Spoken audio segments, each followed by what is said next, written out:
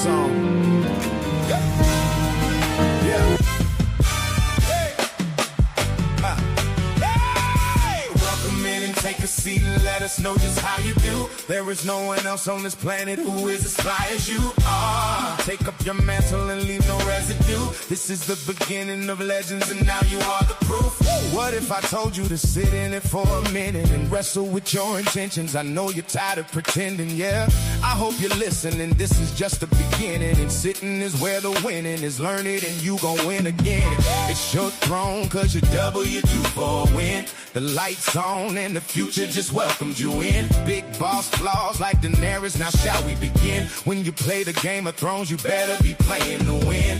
Masters and bastards is the language of past interactions. Disaster strikes and we need you seated, ready for action. Have some compassion, be rational. Now bring the fractional back to you in your capacity. Actually have audacity.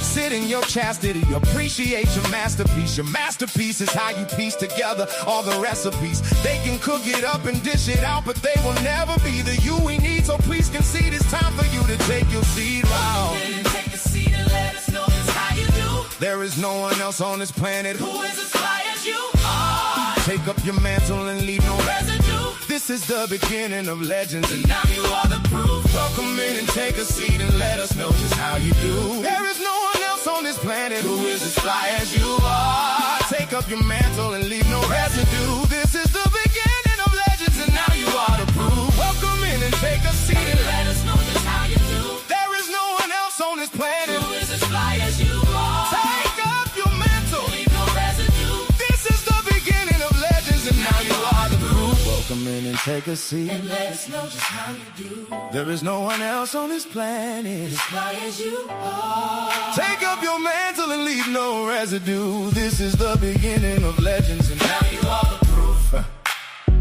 Can I talk to somebody this afternoon who's had to wrestle with a fear of sitting? Like, I don't know where you've been, I don't know what you've dealt with, but let proof.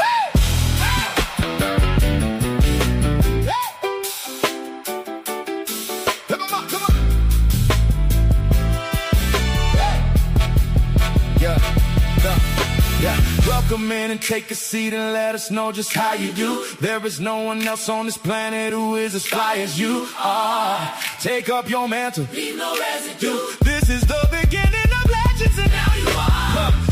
What if I told you to sit in it for a minute and wrestle with your intentions? I know you're tired of pretending, pro. Yeah, I hope you're listening. This is just the beginning, and sitting is where the winning is. Learn it and you gon' win again. It's your throne, cause you do for a win. The lights on and the future just to welcome you in. Big boss flaws like Daenerys, now shall we begin? When you play the Game of Thrones, you better be playing to win. Masters and bastards is the language of past interactions. Disaster strikes and we need you seated, ready for action. Have some compassion, be rational, bring the fractional back to you in your capacity. Actually have audacity. Sit in your chastity, appreciate your masterpiece. Your masterpiece is how you piece together all the recipes. They can cook it up and dish it out, but they will never be the you we need. So please concede, it's time for you to take your seat. Come in and take a seat and let us know just how you do. There is no one else on this planet who is as high as you are. Take up your mantle and leave no residue. This is the beginning of legends and now you are the proof. Welcome in and take a seat and let us know just how you do. There is no one else on this planet who is as fly as you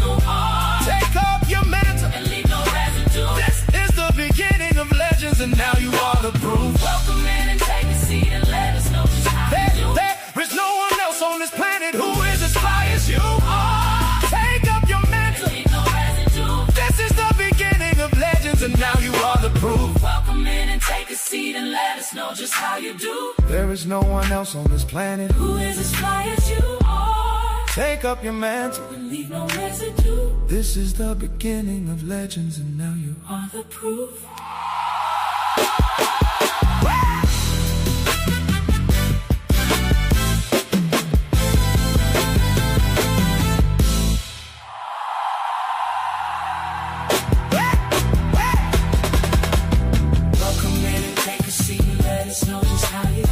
There is no one else on this planet who is as fly as you are.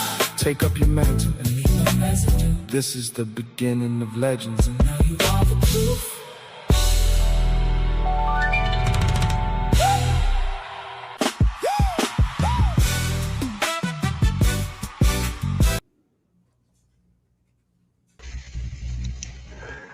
Welcome in, take a seat. I'm Bob Swanson, glad to have all of you aboard for Sunday sessions.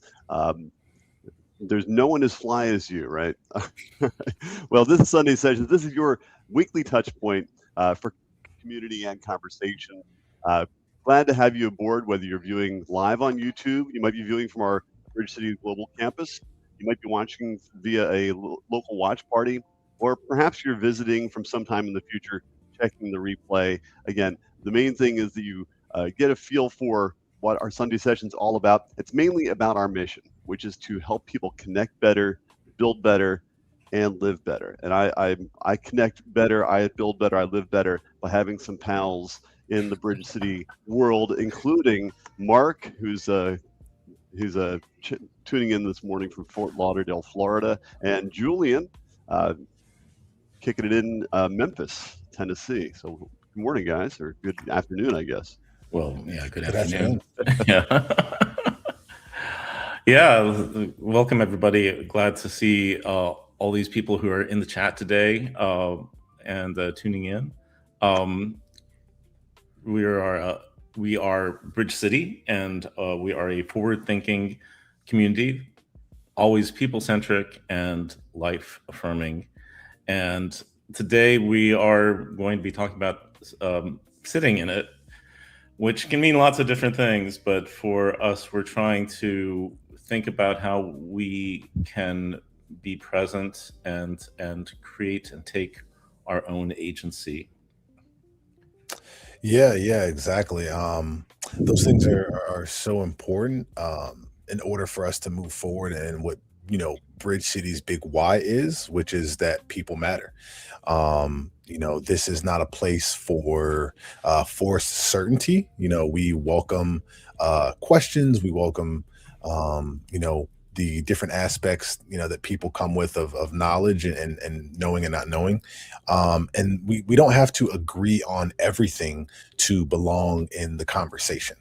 Just being there is kind of the point. So this is a space not for pretending certainty. This is a space for honest thinking, shared responsibility, intentional connection, and mature reflection. So we want to thank and welcome any visitors we have. Bring who you are, and you can belong in the room while still sitting through the conversation. So welcome into you, and come hang out with us. Yeah, what's kind of cool is this is a conversation, and welcome to our perhaps first time visitors. If you're brand spanking new, obviously we're glad that you found us. Your presence matters. We do have a free gift, so check that QR code on your screen. And this is just a little resource. It's essentially our gift to you, a little gesture of hospitality. And you can grab that whenever you're ready. It will help you to learn a little bit more about our community. Yeah, and I want to also welcome all of our current members who are joining us again today. And I believe, Darante, you can correct me if I'm wrong, but I believe that we've been trying to customize the gift a little bit to have something that is relevant to the daily conversation. So that is absolutely right. So people who are current members might want to grab that free gift as well, actually, to check it out. Right. Yeah. So we are a community that's based on intentionality, and we are looking for participation and not just passive attendance. We hope that you will join us in this conversation today. Yeah, and this conversation in August series is called "Sit in It," and man, just a journey of going through emotional avoidance, returning back to active participation in our own lives. We often escape to feel avoidance. We do various things to try to numb or shut off and get relief from the uncomfortability of certain emotional states, certain conversations. But when retreat is our routine, it builds a fence around us, and so we turn survival strategies into restrictions. So in this series, we're going to be learning how to stop running from our internal experiences so we can reclaim agency and rebuild that emotional range back into a path of our own potential. Yeah, you couldn't have said it better, Julian, because it's so easy. I think the temptation is to, when we have to face something that we don't really want to face, it's so easy to kind of kick it down the road and kind of ignore it. But we've all had that experience, and all too often that winds up leading kind of toward a path of destruction. So part of this exploration, this conversation, is to learn how to sit in it and deal with things in the moment. What are good ways of approaching that? When an uncomfortable feeling or stressful thought suddenly enters the room, what's your instinct? Quite often it is to kick it down the road. If you think back to just what's been happening this week, are there subtle ways you found yourself trying to distract yourself from or run from an internal sort of noise that's kind of getting too loud in your life? When was the last time you actually allowed yourself to actually just sit with a heavy emotion without immediately trying to fix it, analyze it, push it aside? That's part of the conversation we'll be having today. Yeah. So today's program is entitled "Relax, Let It Happen," and our goal is to take an honest look at how we run from those uncomfortable feelings and discover how to reclaim that throne of agency in our own lives. So today we're tracing the exact anatomy and emotional avoidance, how temporary retreat for quick relief quietly hardens into some kind of automatic routine that we just kind of settle into, and how that routine can ultimately can restrict us and shrink our world, who we are, how we live in our day-to-day lives.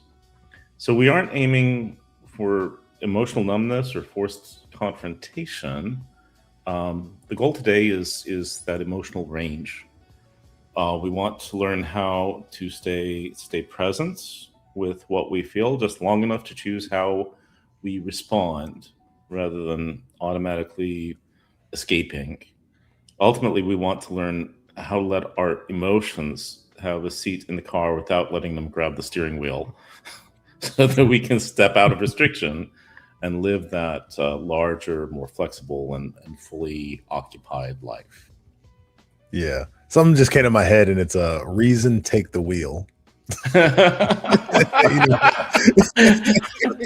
When There you we said go.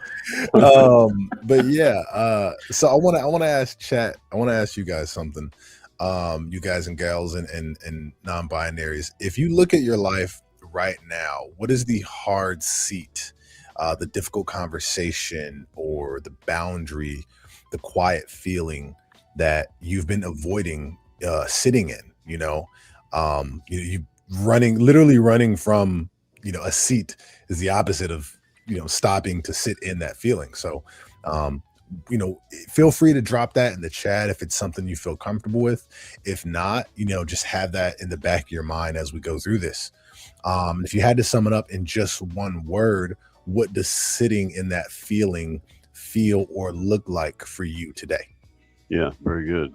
And we'll be kind of keeping an eye on the chat if something pops up. But that's one thing that kind of sets Bridge City apart, is the fact that I gain so much just by watching the Sunday sessions, getting a chance to think about stuff and to potentially ask some questions of myself, or other folks that I've met in Bridge City, or even live during the conversation. You have the chance to do some feedback, which you don't get that experience in other religious settings that many of us have kind of come out of. So.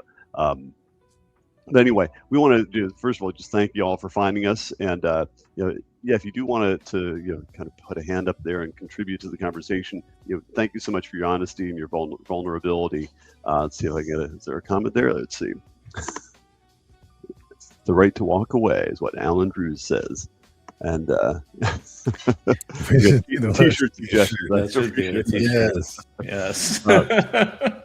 Accountability, Noble's kicking in there. So before we get into the full conversation, let's check out what's happening around the campus in our neighborhood with some Bridge City news. Yeah. So again, thank you for joining us today. My name is Mark Russell. I'm here. I do lots of different things on the campus. Primarily, I've been working with the book club and some of the behind the scenes stuff. So let's see what's going on in the community. Julian, do you want to take it from here? Yeah, so we are help me out with the well, that's where I'm looking. Oh, Mark's always gonna help me out. it's the uh, next. Yeah, it's the next tab. After, yeah. yeah. So I am there. Just just we just wanted to make sure that you that we want to make sure that you understand that this community is better because you're here. This community is made of all of the people that show up every week. So we're just really glad that that you're here to be present today. And Yeah, if yeah. you are It's here, truly or better with you here. if you want to share this with a friend, the place to direct them is to bridgecity.app/global campus. And once they're there, or once you're there, one of the best places to kind of just check in and start to explore is by going to the lobby.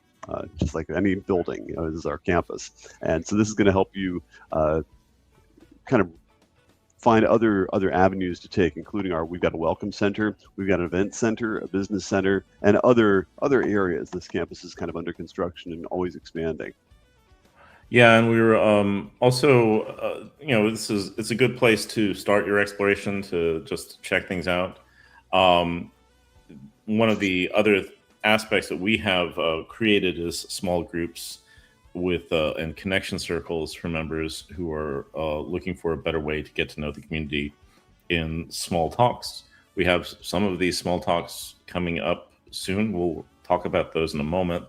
But just take a look through the links, and you can find actually introduce yourself and let us all know so we can greet you and welcome you into the community, and we can all have good conversations together. So Yeah, having those together, moments, the conversations and things like that are one of the, I think, very unique things about Bridge City. We got Dark Light in the building. yeah. But one of those conversation pieces that we like to do is our Bridge City watch parties. Watch parties are a great way to engage with the community because we watch a movie together, and then afterwards, we ask questions. We discuss things what stood out to us. So it's one of those, like, if you ever watched a movie and you just want to like lean over to someone and say something, or like ask somebody like, hey, like, what did you think about this? It is the perfect kind of opportunity for those. So if you ever have you ever watched a Sunday session and wished this was happening in your city? Actually, I said watch parties, and I just started describing movie night. That was Okay, that is on me. I swapped I that's swapped all my things, good. but the watch parties in terms of getting together and engaging with Sunday sessions together, and still being able to like look over at someone and say like, hey, like, I really like that part that he said. That was something that really resonated with me. So watching that together gives us that communal feeling that we're all kind of desiring as human beings. So just small in-person get-togethers where we watch Sunday sessions together. I think Mark in Florida has hosted a watch party, and we as we grow we'll be able to connect. So this is a great time. In the chat, I think one person said they were from Kenya. Yeah, Wilson's from Kenya. Wow. So let us know. Someone's from Portland. Let us know where you guys are watching from. You never know, you might be watching with your neighbor. Yeah, no, I'll mention, because I've had a couple of watch parties. And your watch parties, conceivably could be done every week. You could be getting together with a local group, and but maybe that's maybe too much. If you're hosting in your house, maybe once a month. But it is a really cool opportunity. I've done a couple on my college campus where I teach, and I also faculty advisor for a secular student group. And so we've gotten together on a couple of occasions to actually watch the Sunday session together, which it's a community building aspect, but it also gives us a chance to kind of respond almost in real time and converse about the topics that are brought up. The movie nights are a little different. Movie nights are once a month. Those are done virtually, but it's still, as Julian mentioned, that's kind of cool too, because we get a chance to watch a movie online together, but then also afterward hang out and talk about the movie. And this next month's movie is one that I will be hosting. This is one of my choices. It's a really, man, I love this movie so much. I hope people will watch this. It's called Leaving My Father's Faith. If anybody is familiar with the evangelist Tony Campolo, well, he's got a son named Bart, and Bart followed his father into the ministry, slightly different emphasis in his ministerial life, but he was a minister for a couple of decades on the speaking circuit, just like his dad, and then he eventually fell away. And this movie is a beautiful documentary talking about the impact that that decision and that change in course had on their relationship. And so, man, I think it's gonna be fodder for a lot of good conversation. And that's one of the cool things about movie night, is that it always spurs really, really valuable conversations. That sounds like a great one. I think especially in a generation full of preachers' kids, that'll be a good watch.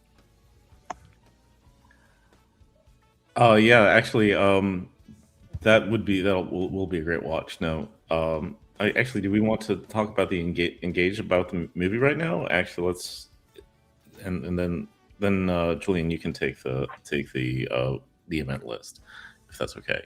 Okay.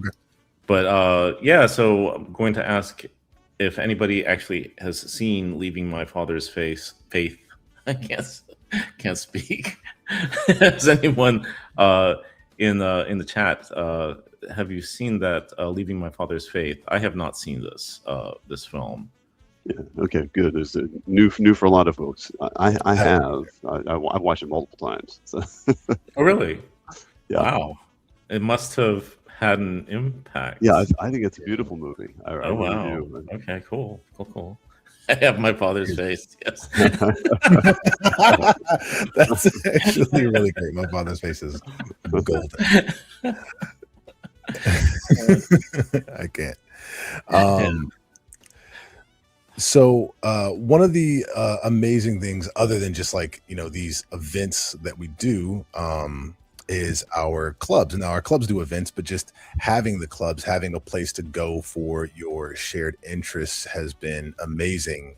That was one of the first things that I did when I joined Bridge City. Was I jumped into a club, I made a few posts, I responded to a few posts, and I'm never one to like, when it's online work and the teacher's like, respond to 3 threads and then write your own. I'm like, I'm not reading these people's stuff.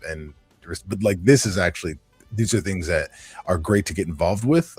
So some of the events coming up that those clubs are doing is going to be City Talks Politics Club is doing Politics Club is doing a media literacy city talk. Our city talks are, we bring outside guests in to speak on something that they have expertise in particular fields, as well as the Deconstruction Club doing a nuts and bolts deconstruction event, respectively on the 13th and the 18th. So the 13th for media literacy with politics, and the 18th for the nuts and bolts with deconstruction. So if those two things, Julian, I'll chime in just because I've got a personal Yeah. in the media literacy one on the 13th. This is actually a friend of mine, a librarian that I met years ago when I was teaching at a community college, and she gave a talk. It was a professional development about media literacy, and I thought it was so interesting. And we wound up kind of getting together afterward and talking, and we actually wound up, coming up.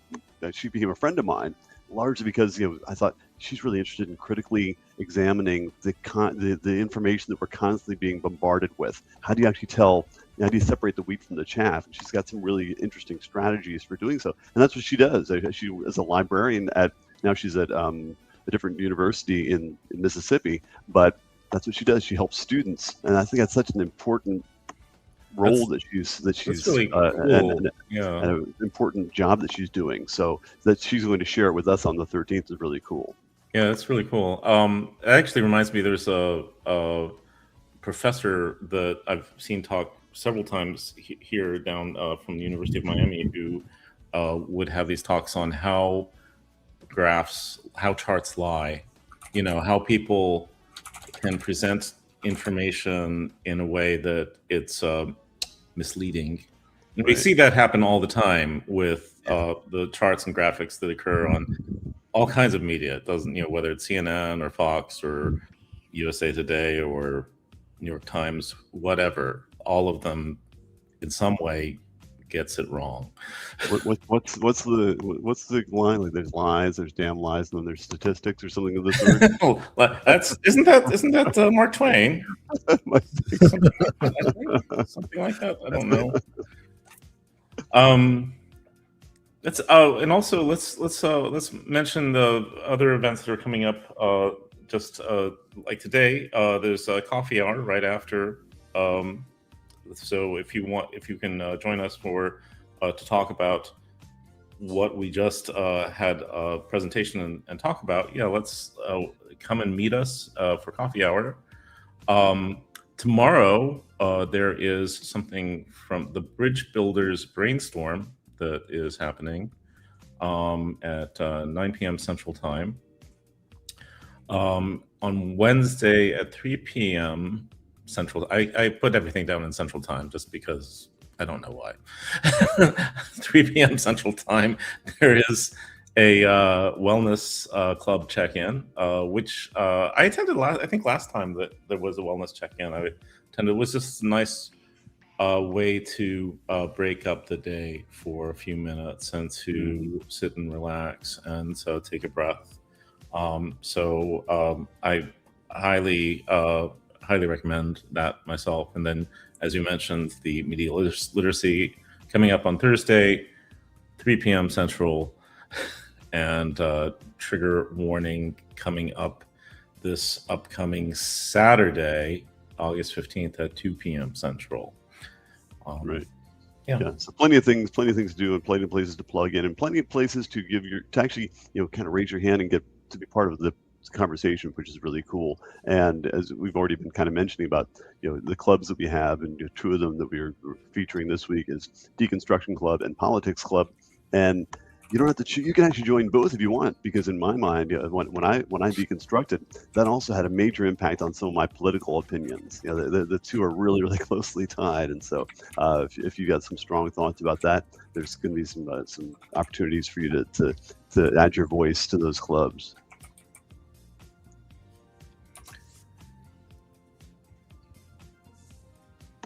Julian, do you want to take it from here? The welcome new members. Yeah, so I think we bounced around a little bit, so that we did bounce around. I know we still getting used to it, but we've been doing a trio of hosts. Yeah, we're getting there. Once again, welcoming new members. We have, I think we were at around 13 new members within a couple weeks, but even since then, we've had a few more. I think I saw about 7 come in this past week. And hooray. Yeah. And I've seen some of the new ones that have come in, already kind of integrate themselves into some of the conversation. Not saying that's what you have to do, but that is great. We do love to see it because, that is what we're here for. It's fine if you want to lurk. We're not going to shame you for lurking, but, building a community does take hands and voices in this case, because we're mostly virtual. So we love that we have several, about 20 new members now over just the last few weeks that have joined and several participating. So we love that. And we understand joining a new community, especially online, can be overwhelming. Like, you come in and you see all these posts, and there are things that we've discussed with the Circle app and website where it could be a little smoother to navigate. And so there's times where you're like, well, what is this? Where is that? And getting over that, can be challenging. So, to anyone that has started to do that, we love to see it, and we're so glad you're here. Yeah, so go to the new member area. There is some next steps, kind of an onboarding thing. There's an onboarding course that you can actually take, and also just introduce yourself. Let us know who you are, and again, if you as much as you're comfortable with sharing, where you're from, what your interests are, and quite often, the more rich the introduction, the more feedback you're going to get, and then more folks are you're going to make some connections with you. Just explore the campus, kind of kick the tires. You can go to the lobby and check out some of the other areas on campus, and then, like I said, you're most likely to get some feedback to your introduction. So it would be a good place to start making some connections here on campus.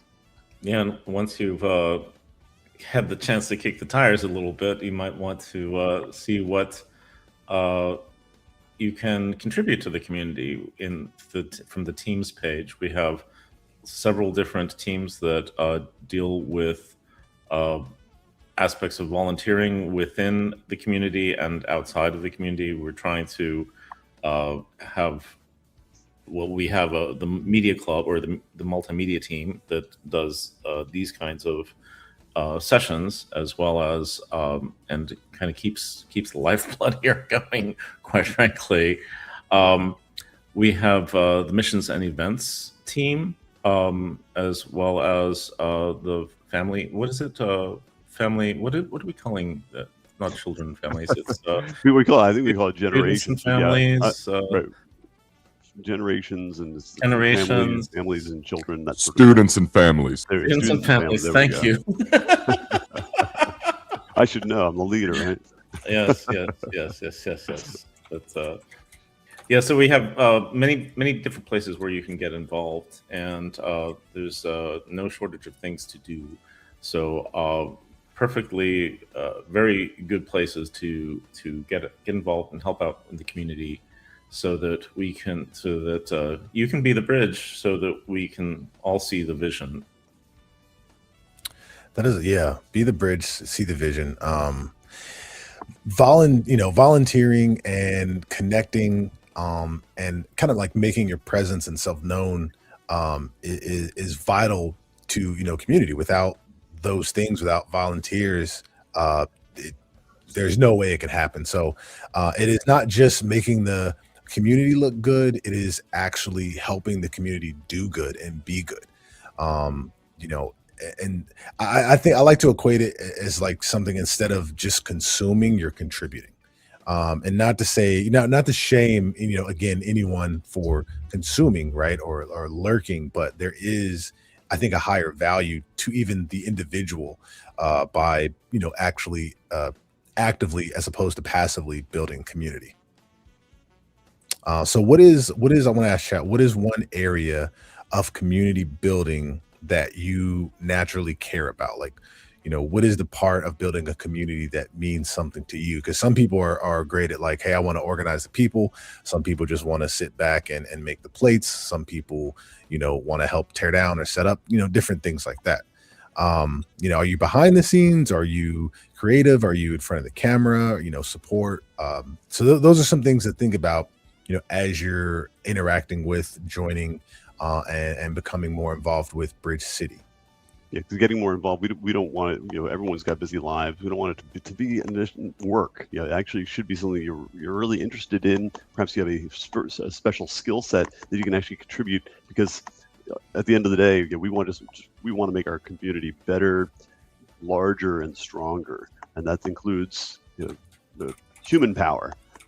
It also includes resources. So another thing I do want to mention is our Giving Tuesdays. Second Tuesday of every month is what we consider Giving Tuesday at Bridge City. We don't do tithes around here, but we also recognize that there are certain bills that need to be paid, and a certain amount of material donations are important in order to kind of keep the lights on, and to get things to build kind of the future out. So if you're in a position where you can donate, Giving Tuesdays are at the second Tuesday of every month. Yeah, it's great. We're just asking for, if you have the ability to give back, and want to help grow this community. We just don't give anything that you don't have. Obviously, it's completely voluntary, and this is it's part of the intentional generosity that we like to practice here. So we appreciate everything that people can give, whether it's time or finances. to make this community better.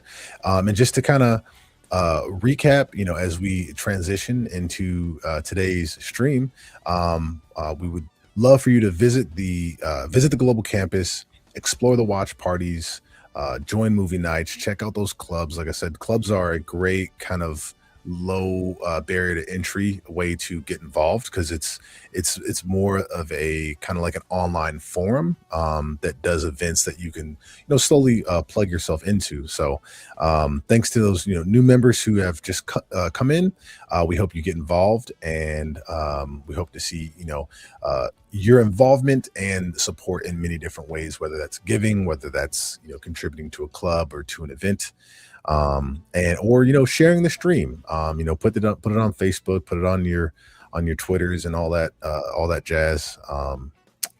And don't forget to like and subscribe. I think I made a comment like early on in the stream, like, hey, let's make sure we are telling the algorithm how we feel about having these abilities to come together with this type of conversation. So yeah, with that being said, we are ready to pull up a chair and sit in it. Yes. All right. Welcome in, everybody. Man, didn't the team just do great this morning, man? Like that was incredible to me. I love our intros. I'm falling in love with them more and more every week. It's just been incredible. Like, I be sitting in the background just laughing my behind off because they do such an incredible job. I be in between laughing and crying. Okay, so let me get over myself real quick. How are y'all doing? Where are you watching from? Welcome in. It's Sunday. I'm so glad to be here with you. Our community is glad to be here with you. Please let us know where you're watching from. And of course, if this is your first time here, we have a gift for you. We want to put that gift in your hand. The link is in the screen. Well, it won't be in your hand, but you get what I mean. But the link is in the screen, and you can hit the www.bridgecity.app/guest, and we're going to get that over to you. And I got a question. I started asking this last weekend, but did you invite somebody this weekend? Did you invite somebody to community? Because that's how communities grow. Each one, reach one. And what I just noticed, because I'm monitoring everything, man. I just noticed even during the intro and our host for this morning, you need to pat yourselves on the back for this. Even during the intro, we had people joining the campus. So that means you're doing an incredible job, and what you do matters. Like that's beautiful to me. That is beautiful to me. I also let you know last week, hey, we got some merch, man. We got some merch. We got merch for the Sit In It series. And if you like merch, I ain't saying you got to get it, but if you just like merch and you like to be fly, like I like to be fly, that's why I got these big ass glasses. If you like merch and you like to be fly, check it out. You see that QR code up there? That's where you can go get that shirt. And guess what? It comes in multiple colors. And the beautiful thing is, it's just an easy way to support the community. All right. So, and they've already mentioned coffee hour, so I don't have to hit it too much. But hey, look, if you don't have anything else to do after this session, join us for a conversation where we're all in the room together. All right, we're going to be in the room together. We're going to have a conversation. I'm not going to dominate the conversation. I'm going to sit in there and learn from you because that's what communities do. You feel me? And also, man, like this is something I've been realizing. We have members all over the globe right now. And so right now, our Sunday sessions are really targeted for the people who are, stateside. And so listen, if you have interest in helping us expand, because we're gonna likely have to have another type of Sunday session going on, maybe on Saturday night or something like that, so we can make sure that we're supporting our people in Malaysia and Australia and Africa and so on, so they ain't having to watch us at night. So if you're interested in volunteering, just pointing back to that intro, man, find a way. We need you. And then this month has a 5th weekend, and so I think we're gonna start calling our 5th weekends Front Porch Sundays. And so instead of someone being up here lecturing and just talking, we're gonna have a panel conversation to talk about everything that we've done. And I'm just gonna put our host on blast. I think it's gonna be them this 5th Sunday. We're gonna let them do the whole stream this 5th Sunday and just talk about Sit In It. So we'll see how that goes. I see Julian laughing in the background right now. Got him, you know what I'm saying? So but so glad to have you all here with us. And I do want to do a special thanks. See that? Thank you, Ashley. I do want to do a special thanks, man, to everybody who supports this community financially. We literally would not be able to do this without you, and I mean that with my whole heart. We have made some incredible strides this year, and it's because of people who support what we're doing financially. What we like to practice here at Bridge City is rational generosity. Okay, rational generosity. Give because you can. If you can't, hey, don't sweat it. There are plenty of ways to support, you know what I'm saying, without spending a dime. Just by you being here, guess what? You're supporting. By liking, subscribing, sharing, you're supporting. By participating in the conversations on the campus, you're supporting. But for those of you who got 99 problems and money ain't one, we definitely appreciate the financial support. And so for those of you who are interested in supporting this community financially, that QR code is now on the screen. So, we got you. We make it easy for you, as easy for you as we can. And I'm going to take my name off the screen because y'all already know who I am. Y'all should know me by now. Dang, it's just making me think of a song. If you don't know me, ain't that a threat? Okay, let's go. Are y'all ready? Are y'all ready for this weekend? Rational generosity. Yeah, thank you, Mark. I try. All right, listen, welcome in, everybody. Last weekend, we kicked off this new series that we've dubbed Sit in It. Sit in it. Yeah, sit in it. I mean, maybe if you've been rocking with us for a while, you've heard me just say this at different times when we're talking about something. Anytime we get in something heavy in one of our series, I tend to say, sit in it now. Sit in it, damn it. And so we kicked off this series. We unapologetically tackled the reality of dealing with the fear of sitting. Our conversation took us through 4 main movements. All right. Last week, we talked about a past break is not a present prophecy. A public fail is not a permanent identity. A poor fit is not a personal failure. And a protective posture is not a permanent position. So now listen, if you missed it, go back after today, not now. I need you to stay tuned right now. But after today, go back and watch it through. Take some notes because this series is the one that I think is going to help a lot of folks step out of their self-imposed mediocrity and embrace the greatness of their authenticity. For the rest of this month, we're exploring how emotional avoidance causes people to retreat, not only from pain, but from possibility, okay? And how developing emotional flexibility allows us to reclaim agency, responsibility, and participation in our own lives. So as I stated last weekend, a major part of our mission at Bridge City is to help people connect better. And that means connecting with themselves, others, and the world around them. But in order for you to make the connection, listen, you're going to have to learn how to take the seat.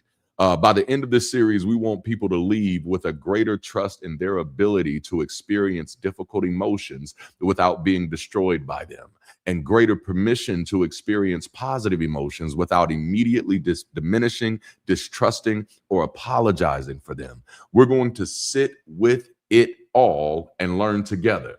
We're going to learn from each other how to sit honestly with what we're carrying, learn what it means, and rise with greater agency. And this is just a great place to go ahead and remind you again, listen, join us for coffee hours because that's really where we practice what we preach, okay? So are y'all ready for week 2? If you're ready for week 2, will you throw a hell yeah in the chat? If you're ready to dive into week 2, will you throw a hell yeah in the chat? And if hell yeah isn't your cup of tea, you can do a jalapeno, you can do a habanero. We take them all over here. We take them all over here. All right, so here we go.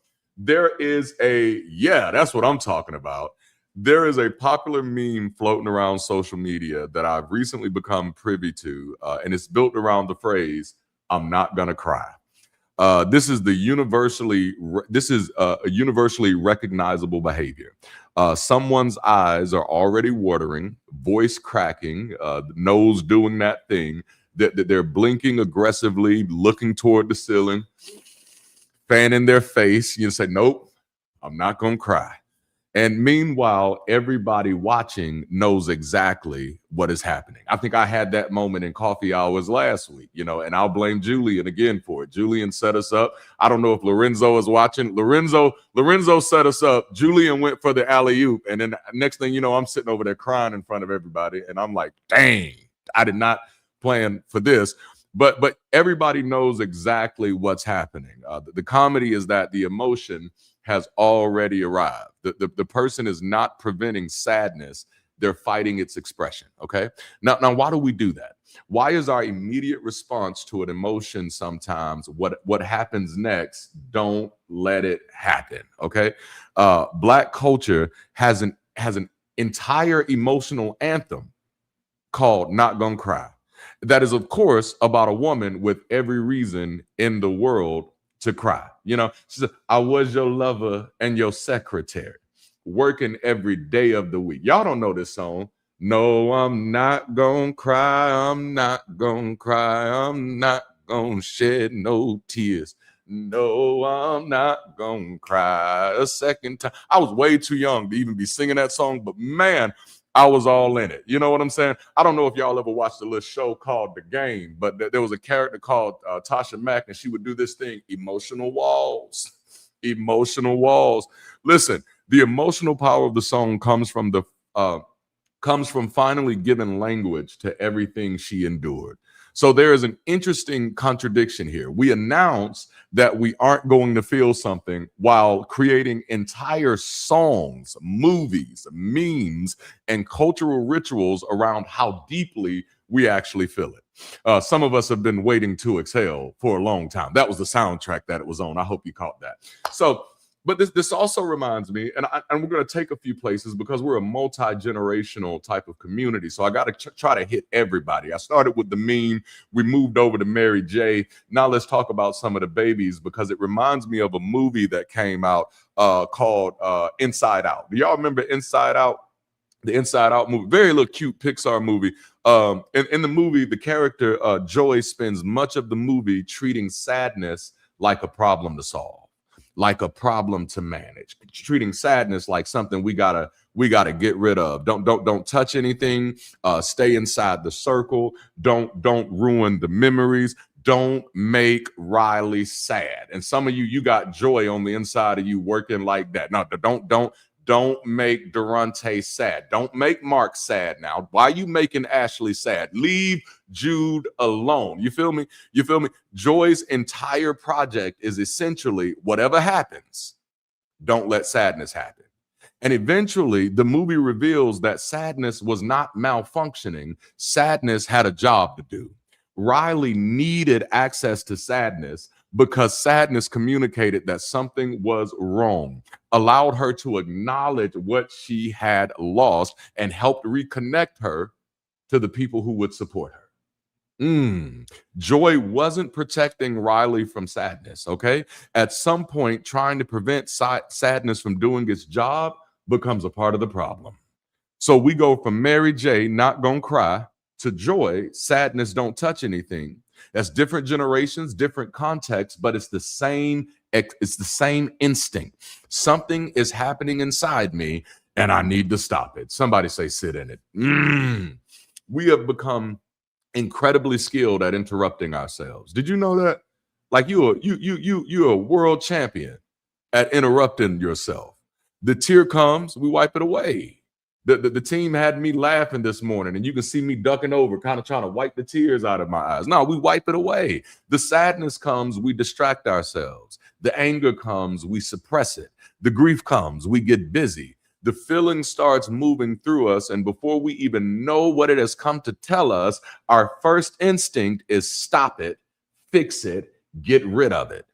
But what if every feeling doesn't need to be stopped? Welcome in, Frank. What if every feeling doesn't need to be stopped? What if some things aren't asking you to fix them? What if some experiences can only finish what they came to do when you finally, and here's our title for this weekend, relax and let it happen. Okay, listen, I know that may make you feel a little uncomfortable, but I want to make sure that we're talking about emotions, okay? Relax and let it happen. If you're not too bougie, just pick somebody in the chat to tag and encourage with this. Relax and let it happen. Go ahead and tag somebody. Don't be bougie now. Don't be bougie. They ain't gonna be able to do nothing. Tag them. Tag somebody and say, relax, let it happen. Let it happen. Some of you are sitting in here for the very first time. You don't know how to feel. You don't know what you're about to be exposed to. Can I tell you this? Relax. Let it happen. And enjoy the ride. Enjoy the ride. Okay. So last weekend, we dealt with why some of us are afraid to sit in the first place. I shared from I love that, Ashley. I shared from my own vulnerability an incident in my life that had traumatized me to the point of experiencing discomfort every time I faced a new chair. It's like, oh, my old nemesis, an untested chair. Like every time, just falling in class one time, that chair letting me down that one time traumatized me to the place that every chair from that point on, I had to ask people, is it big people friendly? Can it support what I'm putting down? Because I got a lot of big back energy, and I don't know if this chair can handle my capacity, right? So this weekend, we have to deal with what happens when the feeling actually shows up and every instinct in us starts screaming, get me out of here. Because sitting sounds easy until there's actually something uncomfortable to sit with. It's one thing to say, I need to process my emotions. It's another thing when the emotion is grief or anger or shame or disappointment or anxiety. And now your body wants to move, your mind wants to fix it, and everything in you is searching for the fastest available exit. That is where this conversation begins. Because for many of us, the problem is not that we do not have feelings. The problem is that we have become entirely or extremely efficient at getting away from them. And most of the ways we escape do not initially feel destructive. They feel helpful. Okay. When we're trying to escape our emotions, they don't initially feel destructive. We kind of talked about it last weekend. The reason we start doing that is because it feels like it's protecting us. It feels helpful. It feels protective. Sometimes they even feel like relief. But before we can learn how to sit with what we feel, and I hope I'm talking to somebody already this weekend, we have to understand while getting away from it can feel so good. And so I know I might be moving a little fast, but I want to go ahead and drop the first point of the weekend, and that is that relief rewards retreat. Okay, like I need you to write that down. If you were sitting next to somebody, I'd tell you to write it on your neighbor's forehead, but we're just gonna do it like we do it. But relief rewards retreat. Put this somewhere where you can remember it. Now, you don't want to let this one go. This is a nugget of gold. Relief, it rewards retreat. Here's where avoidance gets tricky. It works. Yeah. Avoidance works, at least for a little while. That's why we keep doing it. If avoidance never gave us anything, we would stop. But avoidance gives us something almost immediately. Relief.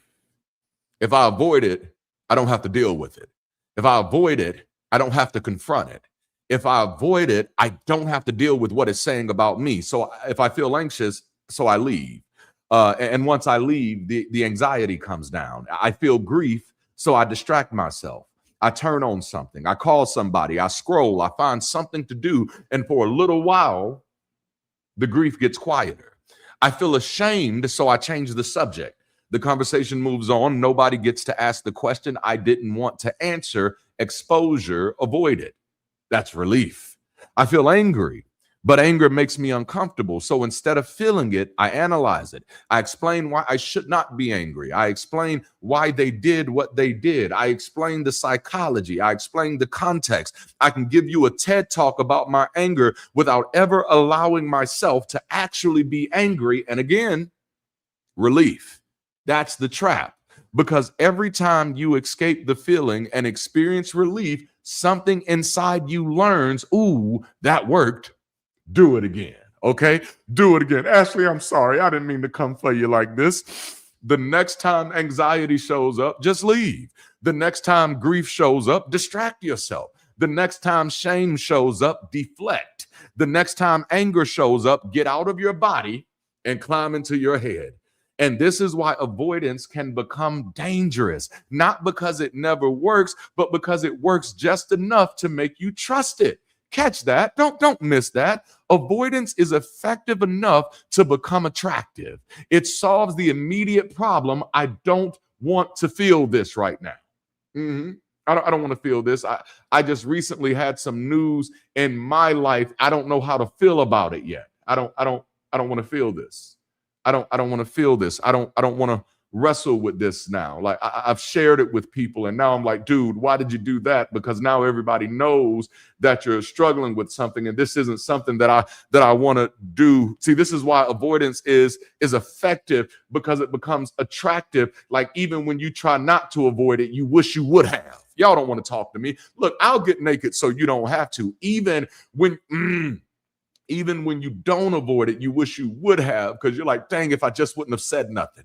Dang, if I just wouldn't have revealed that part of myself. Dang, if I just wouldn't have let that slip, then I wouldn't have to be dealing with all of this. Now, avoidance is effective enough to become attractive. It solves the immediate problem. I don't want to feel this. And in that moment, it may actually accomplish exactly what you asked it to accomplish. You don't feel as anxious. You don't feel as sad. You don't feel as exposed. You don't feel as angry. But just because you changed what you feel in the moment does not mean you changed what created that feeling.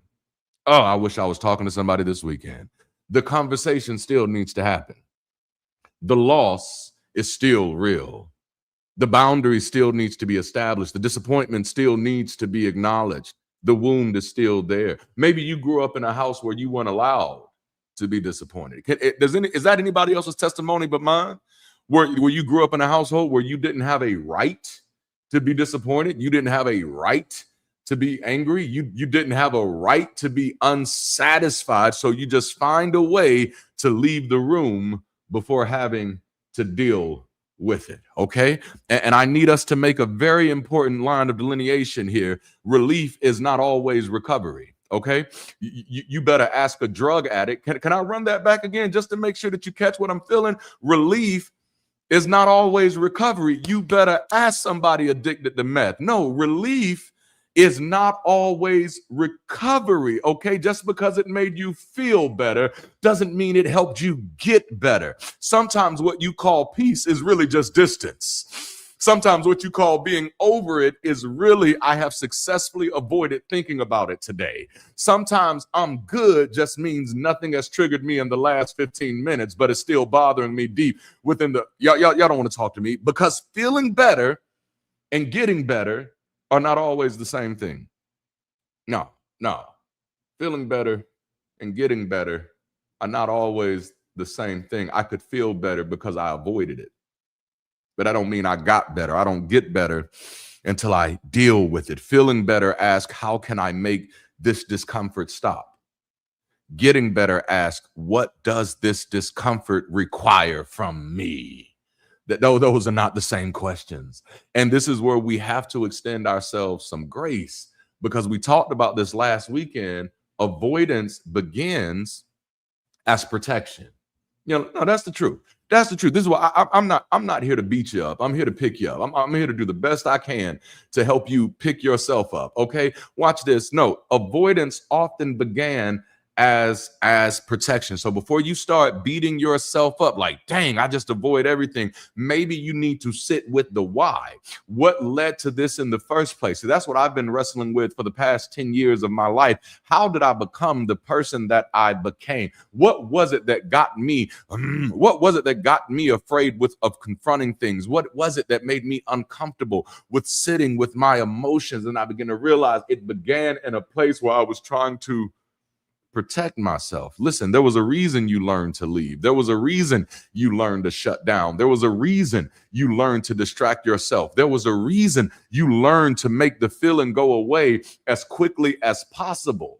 No, there's history behind your misery. Can I say that again? No, there's some history behind your misery. There is reason. What did they say this morning? Reason take the wheel. There's some reason behind this. At some point, that response helped you. At some point, that response helped a 7-year-old version of you who knew that if you expressed disappointment, you might get slapped in the mouth. At some point, that response helped you. Maybe at some point, the version of you that was in college realized that other people couldn't handle all of the emotionality that you come with. So you learned how to begin to closet yourself so that you don't make anybody else uncomfortable. So now you've become a professional at making yourself uncomfortable for the comfort of others. See, the problem is not that you found relief. The problem is what happens when relief becomes the only response you know. Because anything that works once is tempting to use twice. And anything you use twice is a little easier to use the third time, until eventually what began as a retreat from one uncomfortable moment starts becoming the way you respond every time discomfort arrives. And that is how, and this brings me to the second point of this weekend. Dang, I'm moving fast. Here we go. Retreat becomes routine. This is what you need to catch. This is what you need to catch. This is what we need to catch. This is what I need to catch. You did not wake up one morning and decide, you know what? I think I'm going to be emotionally avoidant. That's not a decision you made. That's usually not how it happens. You just keep choosing whatever gets you out of the feeling the fastest. Whatever gets me out of this comfort the fastest. Once, then again, and eventually it's automatic. At first, it is something you do. Then it becomes something you reach for. Then it becomes something you do without even realize you're doing it. And that is how avoidance takes root. Because after a while, avoidance doesn't feel like avoidance anymore. It just feels like you. Oh, sit in that. Sit in that, because I think some of us, let's talk to all of us. Let's talk to all of us. I think some of us have become so used to saying, well, that's just how I am. That's just me. That's just my personality. And I'm curious, is that really your personality, or is that just a part of you that you've practiced for so long that you can no longer tell the difference anymore? Oh, yeah, sit in it. Sit in it, damn it. Sit in it. Sit in it. It just feels like you, so you don't have to call it what it is. So, and I can talk to myself. Now you stay busy. Yeah, I'm hyper productive as a mug. Maybe there's some things that I'm avoiding. Maybe I keep myself so busy because there's some conversations that I don't want to have. Maybe I keep myself so busy because there's some feelings that I don't want to sit in. Now you scroll. Just pick up that phone and just start scrolling and scrolling and scrolling and scrolling. Instead of dealing with the emotions that are in the room, now you sleep. Now you eat. Come on. Now you drink. Maybe you tell a joke to laugh it off. Now you overthink. Now you withdraw. Now you change the subject. Now you work. Now you say, you know what? I'm fine. It's all right. I'm fine. How many of you be saying you fine and knowing you lying? Come on now. Tell the truth. Tell the truth. I'm fine. It's okay. It's okay. I'm all right. I'm all right. Emotional walls. I'm all right. I'm fine. No, what you lying for? What you lying for? No. Sometimes you become obsessed with solving something that may not need to be solved before it's felt. Because avoidance doesn't always look like running. Sometimes avoidance looks incredibly productive. I'm really good at it. You can answer every email and still avoid yourself. You can reorganize the house and still avoid yourself. You can reorganize you can build the business. You can write the book. You can finish the degree. You can launch the project. You can help everybody else. You can stay booked and busy. You can stay moving and still never sit long enough to deal with what has been sitting inside you. Can I ask you what's sitting on the inside of you that's still unaddressed? What's sitting on the inside of you that you're afraid to deal with, that you're afraid to sit with, that you're afraid to have a conversation with? Some of us are productively avoiding progress. You're getting a lot done. You're just not getting any closer. Wisdom has been chasing you, but somehow you keep outrunning it. I had to throw that in there. I just had to. I had to, because busyness can become one of the most socially acceptable forms of avoidance. I need to say that again. Busyness can become one of the most socially acceptable forms of avoidance. Nobody's going to treat you like you're avoiding something if you stay busy. You just look productive. Nobody questions it because it looks responsible. Nobody confronts it because it looks ambitious. Nobody calls it avoidance because everybody is impressed by how much you accomplish. But sometimes the calendar is full because the silence is dangerous. And I got to be honest, I'm talking to myself this weekend. Forget y'all for a minute. Sometimes I'll get naked so you don't have to. Sometimes I don't want to sit with the silence. Sometimes I don't want to sit with the pain of knowing that I never had a real family. That's uncomfortable for me. That's uncomfortable, because then you got to deal with those childish places that says, was I that unlovable? Was I not worthy of being protected? Was I not worthy of being cared for? Was I not worthy of being loved? Oh my goodness, the silence can become terrifying. So you stay busy. Stay busy. Sometimes the house is spotless because the grief is messy. Sometimes everybody else is taken care of because taking care of everybody else keeps you from having to ask what you need. And avoidance can get even more sophisticated than that. You can intellectualize your way around an emotion. You can become so committed to understanding why something happened that you never allow yourself to experience what happened. That's me all day long. I feel like knowing the why gives me comfort. Once I know why it happened, I'm good. But knowing why it happened doesn't change that it happens. You can become so committed to understand why something happened that you never allow yourself to experience what happened. Like, oh, come on now. Can I give you some permission real quick? Can I give you permission to feel it? Okay. But other people said, I don't have a right to be mad about that. Hey, screw them. You have a right to feel what you experienced, whether other people agreed with it or not. We live in a culture where people will not let you feel your feelings. I grew up in a household where people would not let you feel your feelings. Well, you know that's always going to be your mama. Well, you know that's your daddy. You know this is your family. You know blood is thicker than water. That doesn't change what I'm feeling. You know their childhood. You know their attachment style. You know their trauma. You know their triggers. You know the sociological context. You know the psychological explanation. You've analyzed the situation from every possible angle, and yet you still have not been willing to sit with yourself and said, yeah, even though I know all of that, it still hurt. Yeah. I know mother was an addict. Yes, I know that, but it still hurt. Yeah, I know my father was disappointed because he didn't get the scholarship. He got cheated out over some racist stuff. But the things that he did afterwards, it still hurt. It still hurt. No, I know my mother didn't have parents because her dad made the unfortunate decision of killing her mom when she was only 9 months old. And I know that messed her up for life. And mama, I'm sorry that happened, but it doesn't change the fact that it still hurts. Oh, goodness gracious. And sometimes you have to be willing to sit with yourself, even understanding the why, even understanding the how, even understanding everything that contributed to it. You still got to be honest enough to say, but that still hurt. Sometimes all that understanding just becomes another hiding place because explanation can create distance. If I can turn my pain into a problem to study, I do not have to experience it as pain. That's a flaw that I've noticed in myself over the past few years. I've gotten so good, and I saw it coming. I used to tell my wife, I said, I think I'm gonna be a cold-blooded somebody. If I have to pull this out of the mud by myself, I can feel it changing me because I'm just being honest. Can I be honest? Can I be honest? I'm just being honest.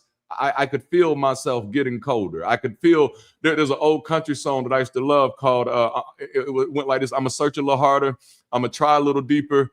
Damn, still nothing.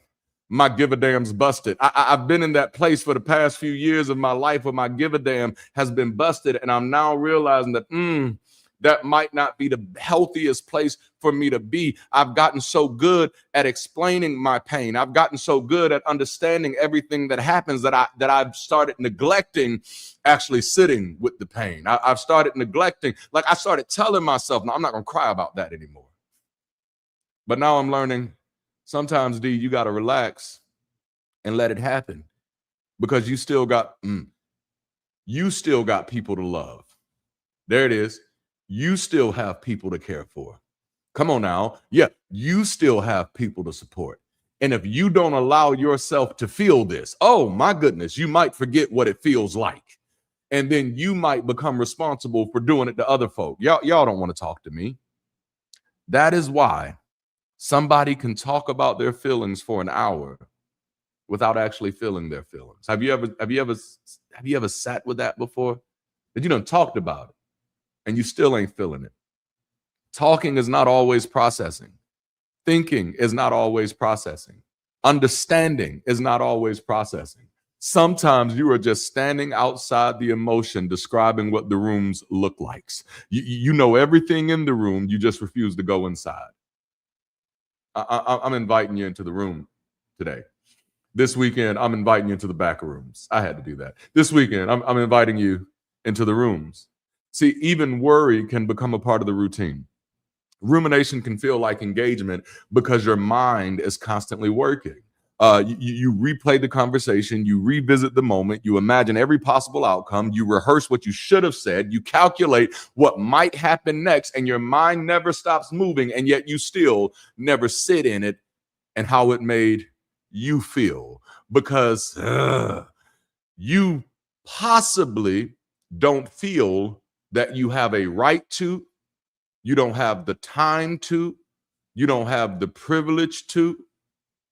Yeah, let's go there.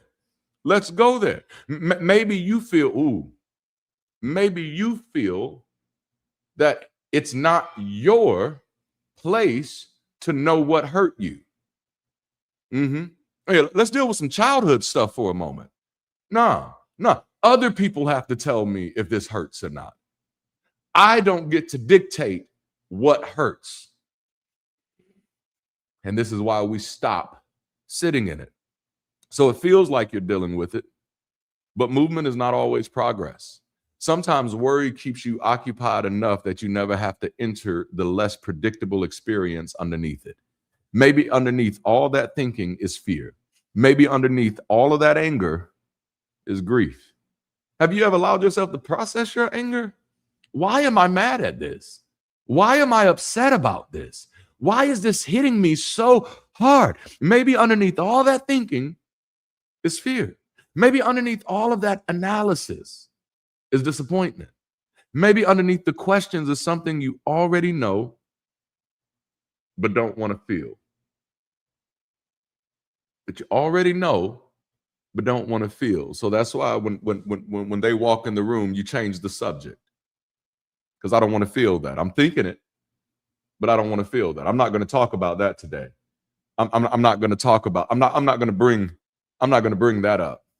I'm not going to go there, because if I go there, then I'm going to have to feel this, and they're going to have to see me feel that, and I don't know how they're going to feel about me after they see me feeling that. I don't mean to step on any toes this weekend, but I hope this is helping somebody, because this is where emotional avoidance gets deceptive.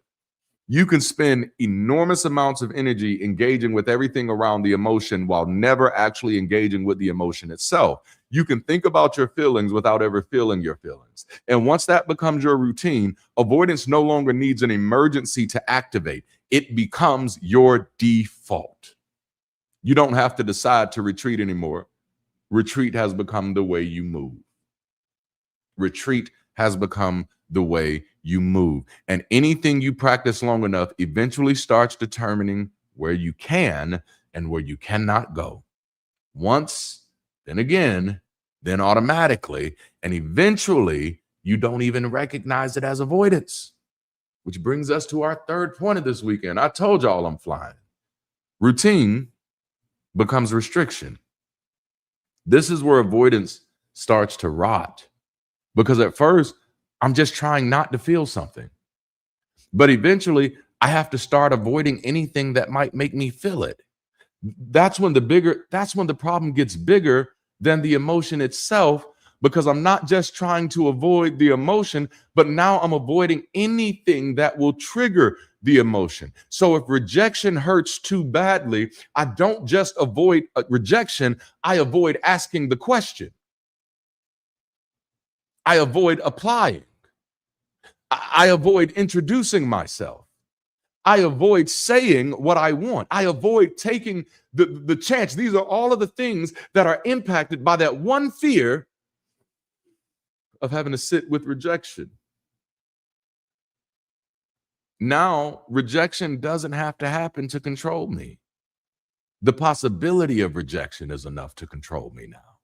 If embarrassment feels unbearable, I don't merely avoid embarrassing moments. I avoid visibility. Let me not sign up for that. Let me not raise my hand. Let me not be the one to answer that question. Let me not be the one to give any advice. Let me not be the one to say to dare make this suggestion. I'm not just avoiding embarrassing moments. I am avoiding visibility. I stop raising my hand. I stop volunteering. I stop posting. I stop speaking. I stop putting my work where somebody can critique it. And I call it humility. And sometimes it's hiding. Some of you are hiding in your humility. I had to get over this when I first started publishing books, because I've been writing books since I was young, but I never published any until I deconverted, because I realized I was hiding in my humility. I was afraid, what if people don't like my work? And I hope I'm about to say something that might free you. I was afraid, what if people don't like my work? I just released a short story on Amazon, just released a short story. We've done over 280 copies already. Woo! It's only 13 pages. It's a very short book. I gave most of them away for free, so don't think I'm rich. Please don't do that. Don't be counting my pockets like that. But no, I gave away nearly 300 books, and I could only get there with no longer being afraid to hide in my humility. And I'm gonna be honest with you, the reviews have not been as positive as I would like them to be, but that was the risk I had to be willing to take, because, and I hope this helps somebody, instead of hiding in my humility, being afraid that, well, what if somebody don't like my work? I had to talk to myself, and forgive me, I'm going to talk to myself. This is how I talk to myself. Who the fuck is you for somebody not to like your work? You cannot, oh, y'all don't want to talk to me. What if somebody don't like it? Who am I? Who am I for me to expect everybody to like everything that I do? No. Am I doing it for people to like it, or am I doing it to sit in who I am? Y'all ain't ready for me. If grief overwhelms me, I don't only avoid grief, I avoid the song. I avoid the restaurant. I avoid the neighborhood. I avoid the anniversary. Don't want to listen to Tony anymore. I avoid the conversation. I avoid anybody who might ask the wrong question and make me remember something I've worked very hard not to feel. You know what I'm saying? If conflict makes me anxious, I don't merely avoid arguments. I stop saying what I need. I stopped setting boundaries. I stopped correcting misunderstandings. How many misunderstandings have you let live about you because you just wanted to avoid conflict? I started saying it's fine when it's absolutely not fine. And now I've avoided conflict so successfully that I've created resentment. Ooh, goodness gracious. Everybody loves kung fu fighting. No, I've become so good at avoiding conflict that resentment now lives in its place. Watch this. Now you mad at everybody else who speak their mind because you refuse to speak yours. Come on, let's talk. Because you in the room trying to make everybody else comfortable, saying, well, I ain't gonna say that because I know this might make Shirley feel some type of way. I'm not gonna say that because I don't want them to say. And then you listen to everybody else just speak their mind, and now you mad at everybody else because they are not policing themselves the way that you're policing yourself. Dang, I'm talking to myself now. Because I'll do it in a minute. I'm not gonna say that. And then everybody else is like, well, damn, now I ain't picking at nobody else. Why is everybody picking at me? No, you've avoided it so well that it's creating resentment. Now, catch what happened. I was trying to make my life safer, and little by little, I made my life smaller. That's the rot of avoidance. Avoidance starts by helping you escape a feeling and ends by teaching you to organize your life around it. You're organizing your life around what you're afraid to feel, instead of organizing your life around what you want to accomplish, instead of organizing your life around what you need for safety, instead of organizing your life around what you desire for progress.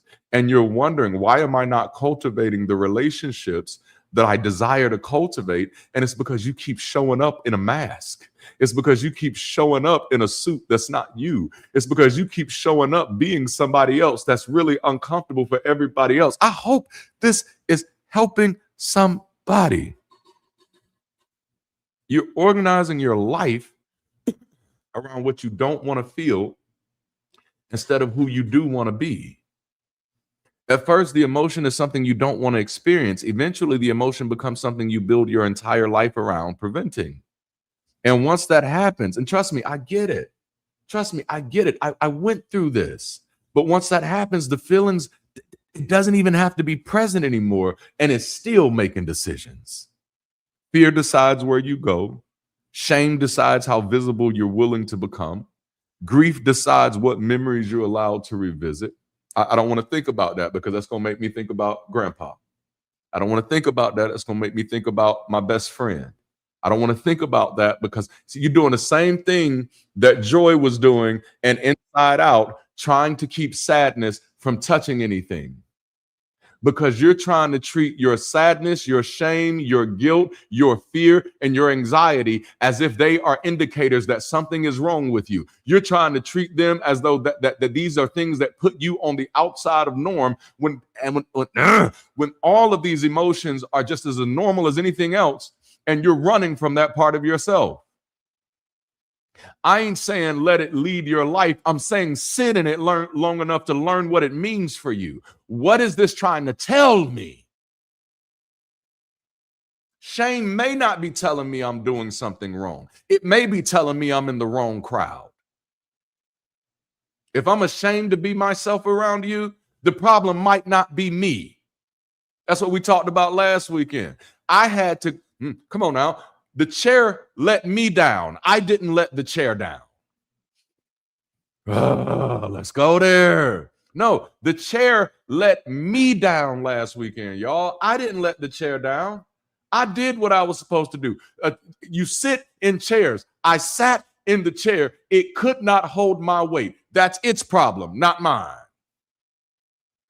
Sometimes the sadness is not telling you that something is wrong with you. Sometimes it's telling you that there's something wrong with the room that you're in. Y'all, I hate to get all preachy, but it's who I am. It's who I am. Fear decides where you go. Grief decides what memories you're allowed to revisit. Rejection decides what opportunities you're willing to pursue. You won't even try because you're afraid of somebody saying no. You won't even sign up. We've been asking for volunteers and you out there with your scared self. Well, what if they don't like the way I do it? Who are you for somebody not to like the way you do it? You gonna mess up. It's gonna be ugly. You got to start somewhere. I hate to pull this from my old preaching days, but you've got to learn how not to despise small beginnings. Everybody starts somewhere. I'm a musician. I'm pretty good at it. But if you would have heard me the first time I put my fingers on a keyboard, no. I remember playing one time in my grandmother's house, my father's mother's house, and I was just in my room just playing my keyboard. And she just said, I just wish you would shut up. You know? No. But sometimes those memories stick with you for so long that you're afraid everybody else is going to treat you that same way. And let me talk to you for a moment. That's why we're building Bridge City, so we can normalize humanity. Ain't nobody shocked that you messed up here. Ain't nobody shocked that you made a mistake here. Ain't nobody shocked that you're not going to get it right the first time here. We don't have those illusions. Our goal is to be forward-thinking, people-centric, and life-affirming. And a part of being life-affirming is recognizing that failure, mistakes, mess-ups, hiccups are a part of the process. Whew. Okay. But rejection has been deciding what opportunities you're willing to pursue. Man, no. Anxiety decides which conversations you're willing to have. Disappointment decides how much hope you're willing to risk. That's me all day long. I came up with a saying years ago: judge nothing before it's time. And while it's a wise saying. It's a wise saying, judge nothing before it's time. I built that as a defense mechanism to keep me from getting my hopes up too early. But the problem is it's starting to backfire on me where now I don't get my hopes up at all.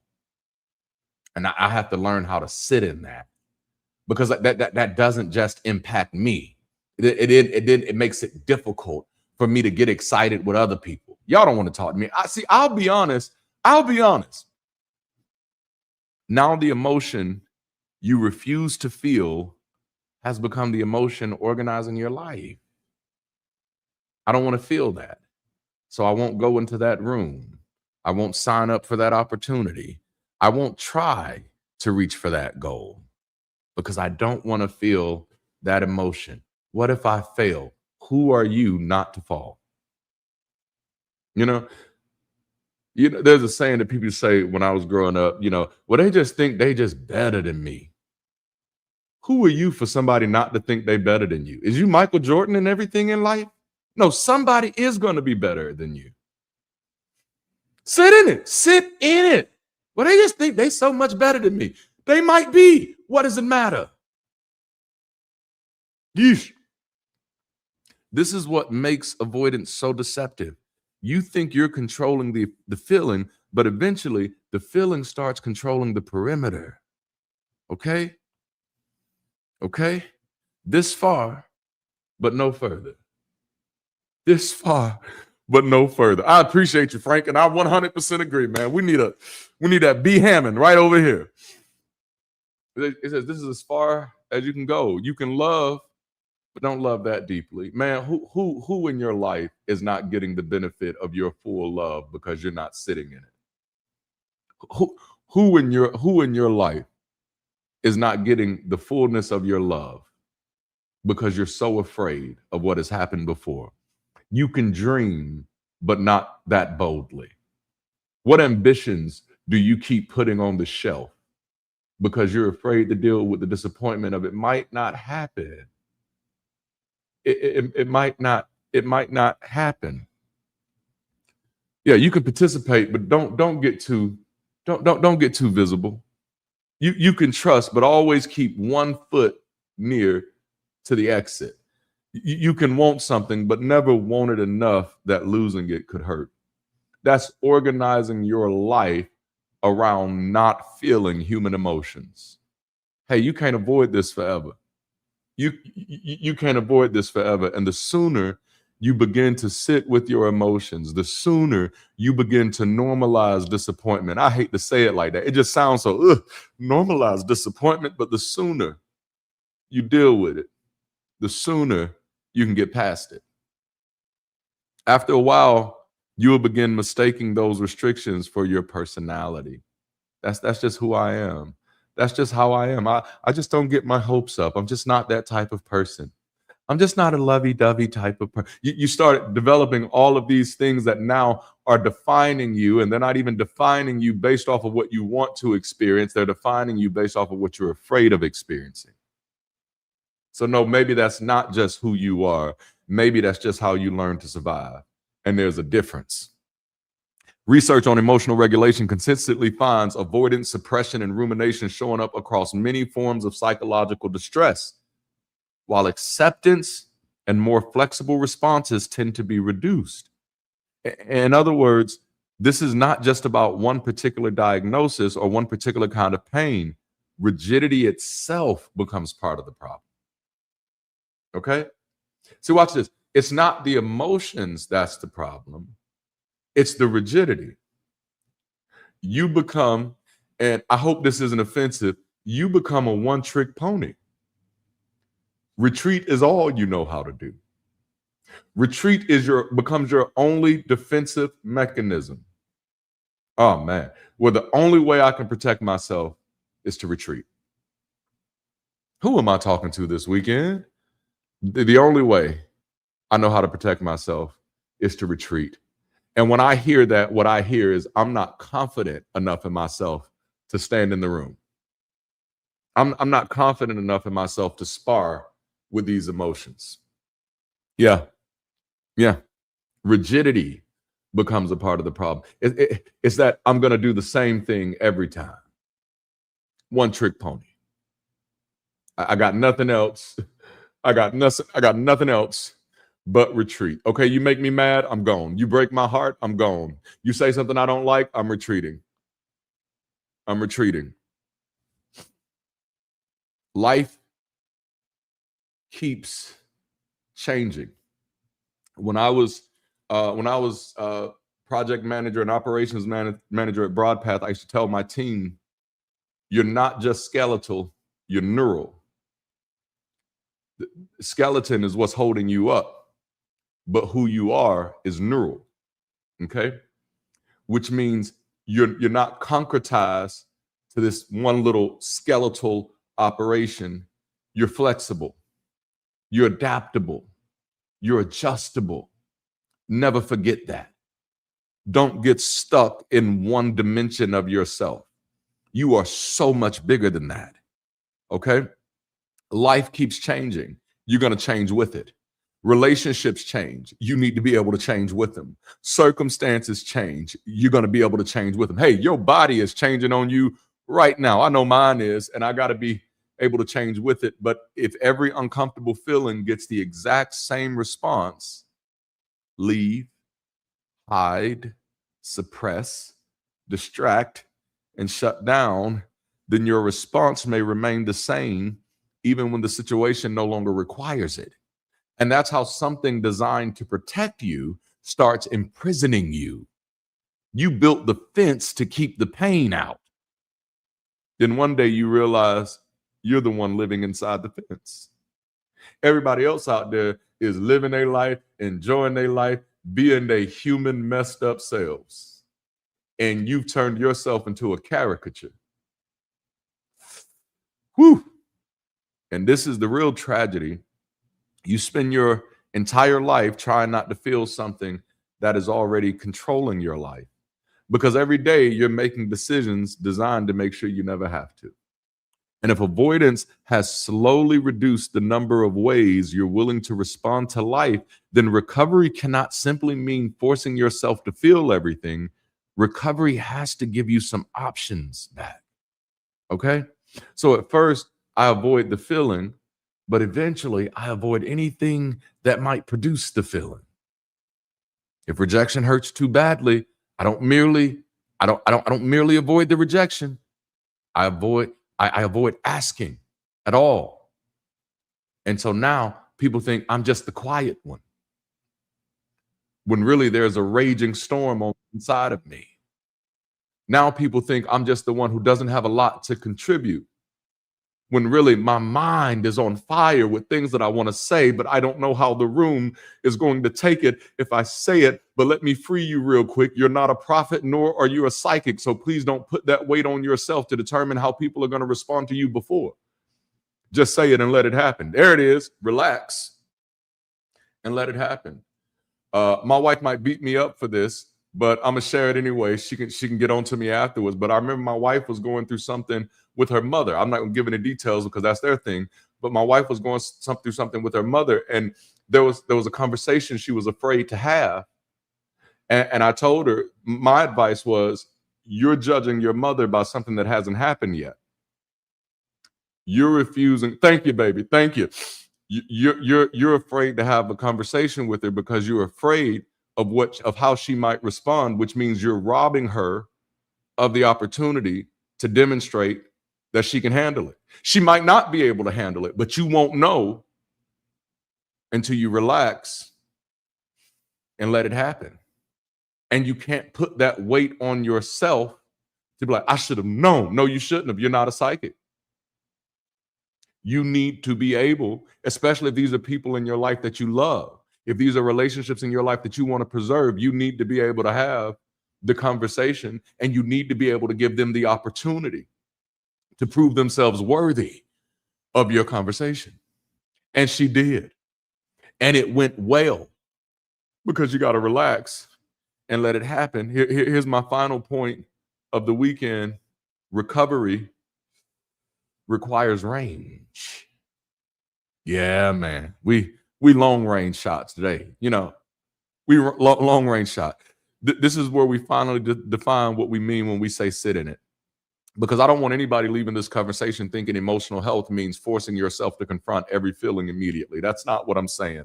That's not flexibility. That in itself is another form of rigidity. Okay. Sometimes distraction is appropriate. Okay. Yeah. Yeah. Sometimes you have to finish the workday before you unpack what happened. Okay. Sometimes you need to get the kids home before you process the argument. I get it. Sometimes you need to leave the room before you say something you can't take back. Because I'm flip at the mouth. It just come out, man. I grew up on Richard Pryor and Eddie Murphy.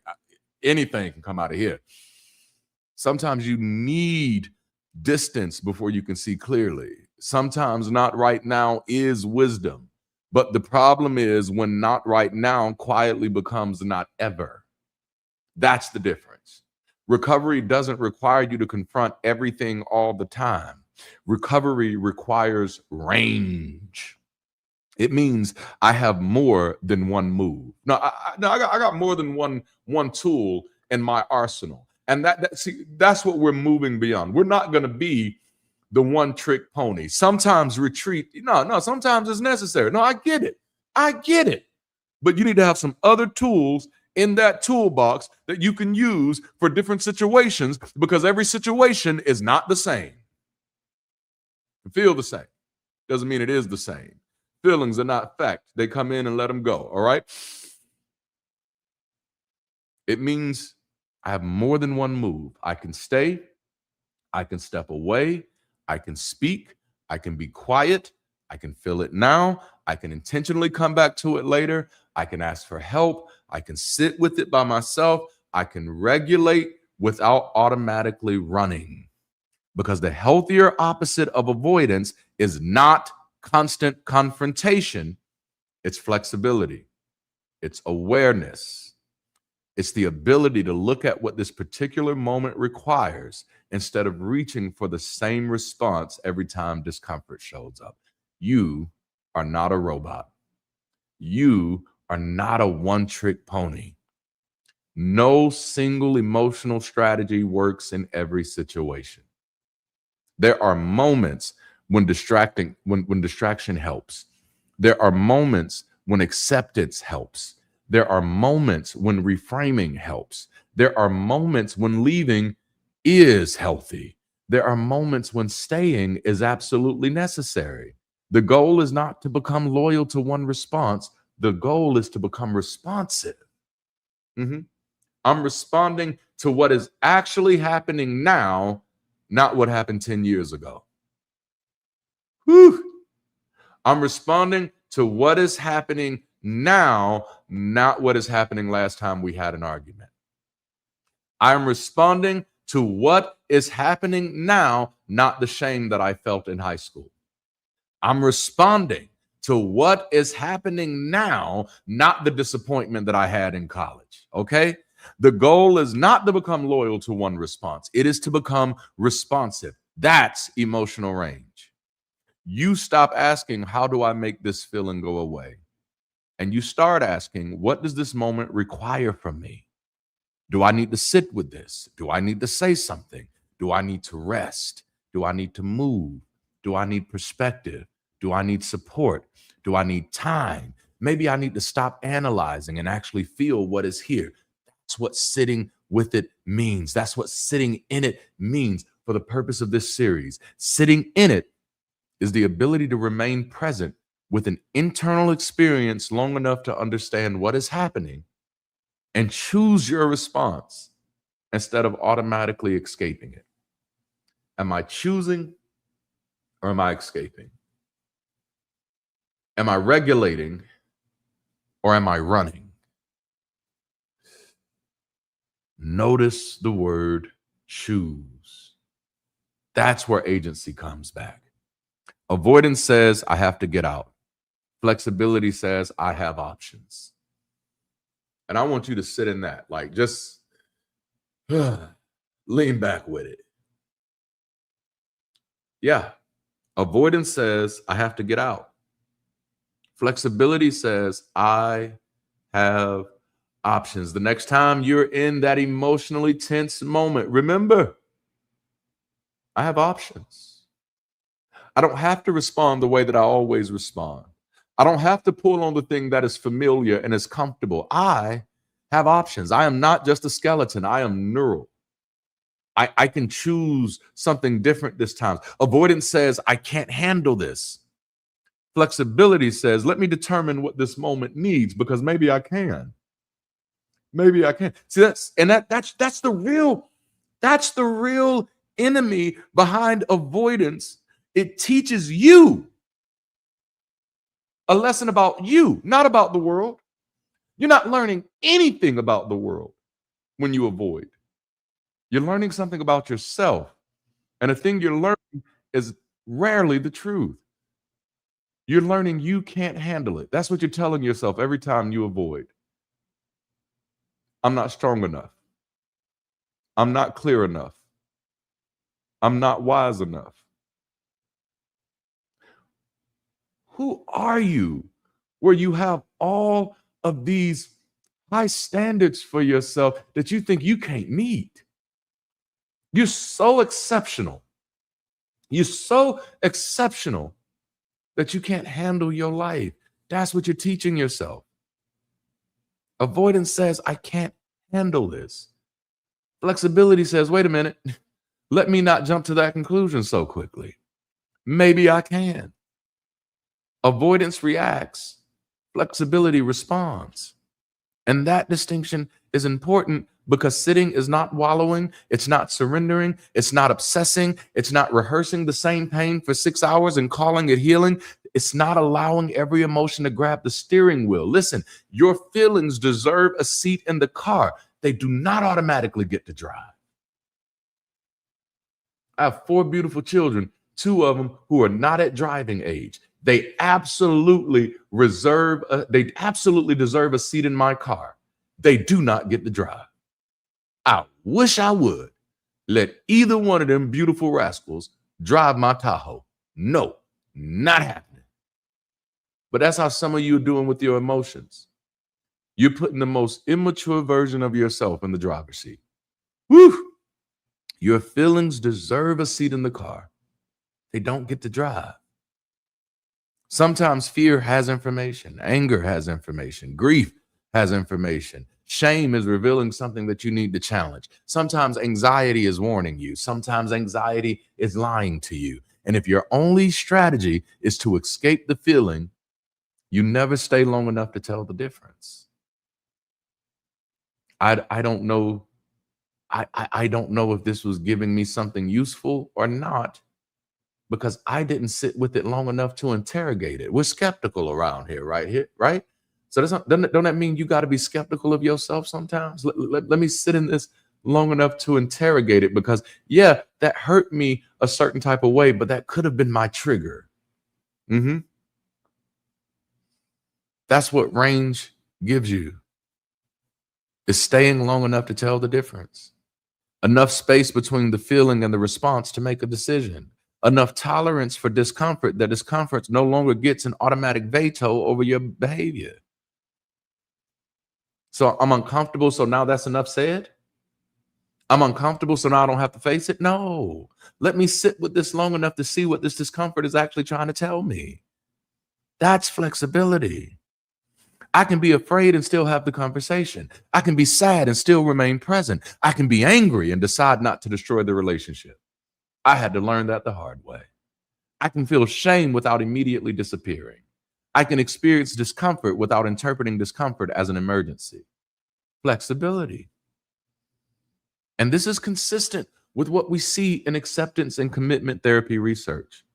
When people become less rigid in their attempts to avoid internal experiences and develop greater acceptance, present moment awareness, and the ability to take meaningful action, even while discomfort is present, psychological distress tends to decrease, because I'm giving myself permission to sit with it. Like let me make this plain. Let me make this plain. Everything you do for the first time is scary. You know, everything you do. for the first time is scary. You never done gymnastics before? Go out there and try it and see how confident you're going to be. You're not going to be that confident. It's scary.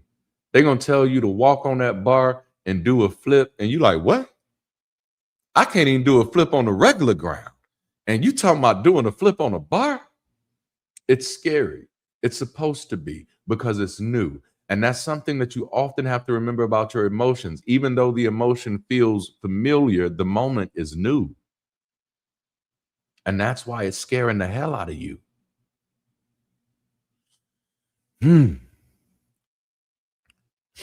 Now, notice what this isn't saying. It's not saying that the difficult feeling disappears first. The feeling is still there.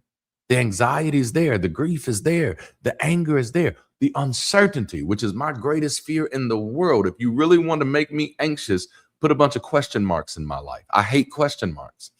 This bothers my wife to this day because I don't want a surprise party. Don't surprise me with nothing. I don't like surprises. Where does this come from? No, I don't like that. Uncertainty, it's uncomfortable for me. It's uncomfortable.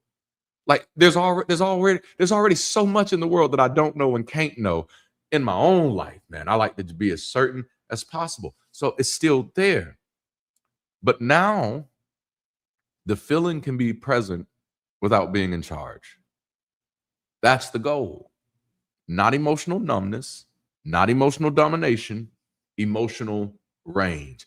This weekend, we're replacing emotional walls with emotional range, the ability to feel deeply without becoming captive to whatever you feel. And maybe that's what recovery really begins to look like, becoming the person who knows when retreat is necessary, when staying is necessary, and when it's time to choose something different. So here is the movement. I escape because escape gives me relief. Relief teaches me to retreat. Retreat becomes routine. Routine becomes restriction. And eventually, the thing I started doing to protect my life begins shrinking my life. That's the rot of avoidance. And recovery is not becoming somebody who never avoids anything. Recovery is rebuilding your range. It's sitting back in your seat and saying, I will decide. Like, do you realize, like if you're going to sit in your throne of agency, that you have to be the type of person who makes a decision on everything. You got to treat your inner emotions like you sitting on an iron throne and the folks are coming up to you with their issues. You got to listen to all of them. You have to make a decision on all of them. You don't just get to say, hey, the next 10 people, I'm just going to make the same decision for all of y'all issues. No. You got to get to the place where you become flexible enough that avoidance is no longer your automatic response. I can acknowledge something without allowing it to control me. I can be uncomfortable without assuming that discomfort means I'm safe. That's what we mean when we say relax. Let it happen. Let them say what they're going to say. Let yourself feel what you're going to feel. Let this moment happen. Let yourself experience what is already happening inside you long enough to understand it. Let the grief be grief. You have a right to be grieved. Let the anger tell you that something matters to you. Let the disappointment admit that you wanted something. Let the fear reveal what feels threatened. Let the emotion finish introducing itself before you throw it out of the room. And this is why community matters. Because learning how to sit in it is difficult when you've spent your entire life learning how to escape it.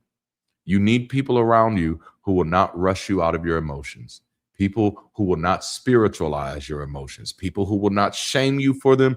People who will not demand that you hurry up and be okay because your discomfort makes them uncomfortable.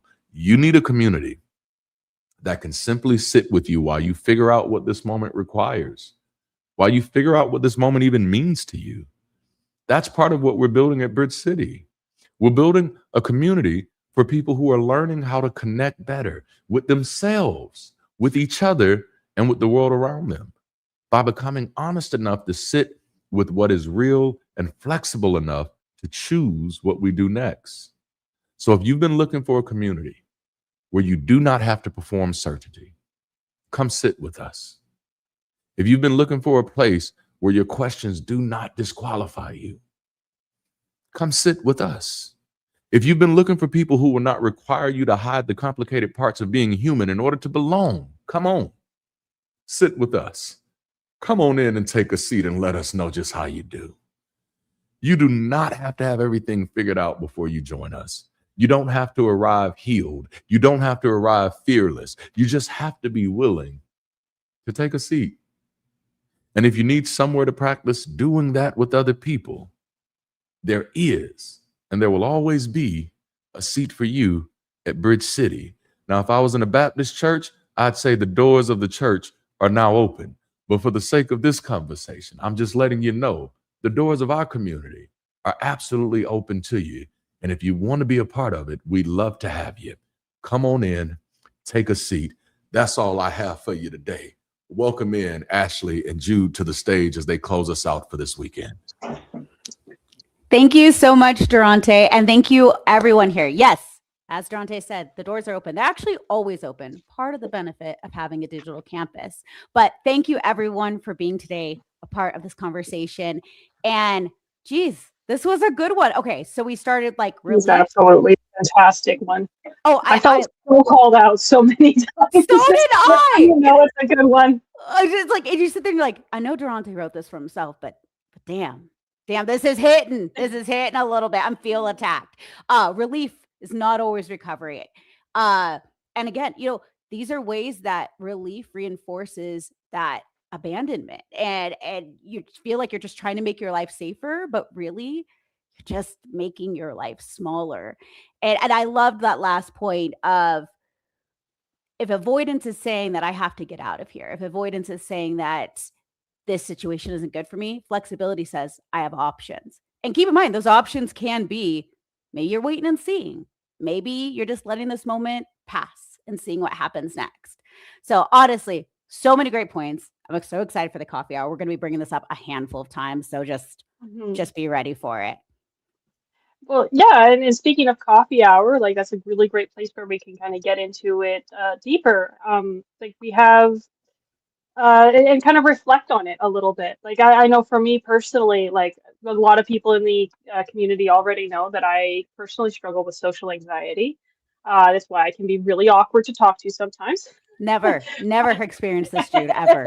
I feel awkward. I'm good at hiding it, but no, and I realized that a lot of that comes from like when I was younger, growing up, I was labeled the family drama queen, right? I had very big emotions and I expressed them in very big ways. And instead of being taught how to manage and cope with my emotions in a much healthier manner, I was essentially mocked for expressing them the way I did, or even having them at times. Like, it's like you're chastised for them, right?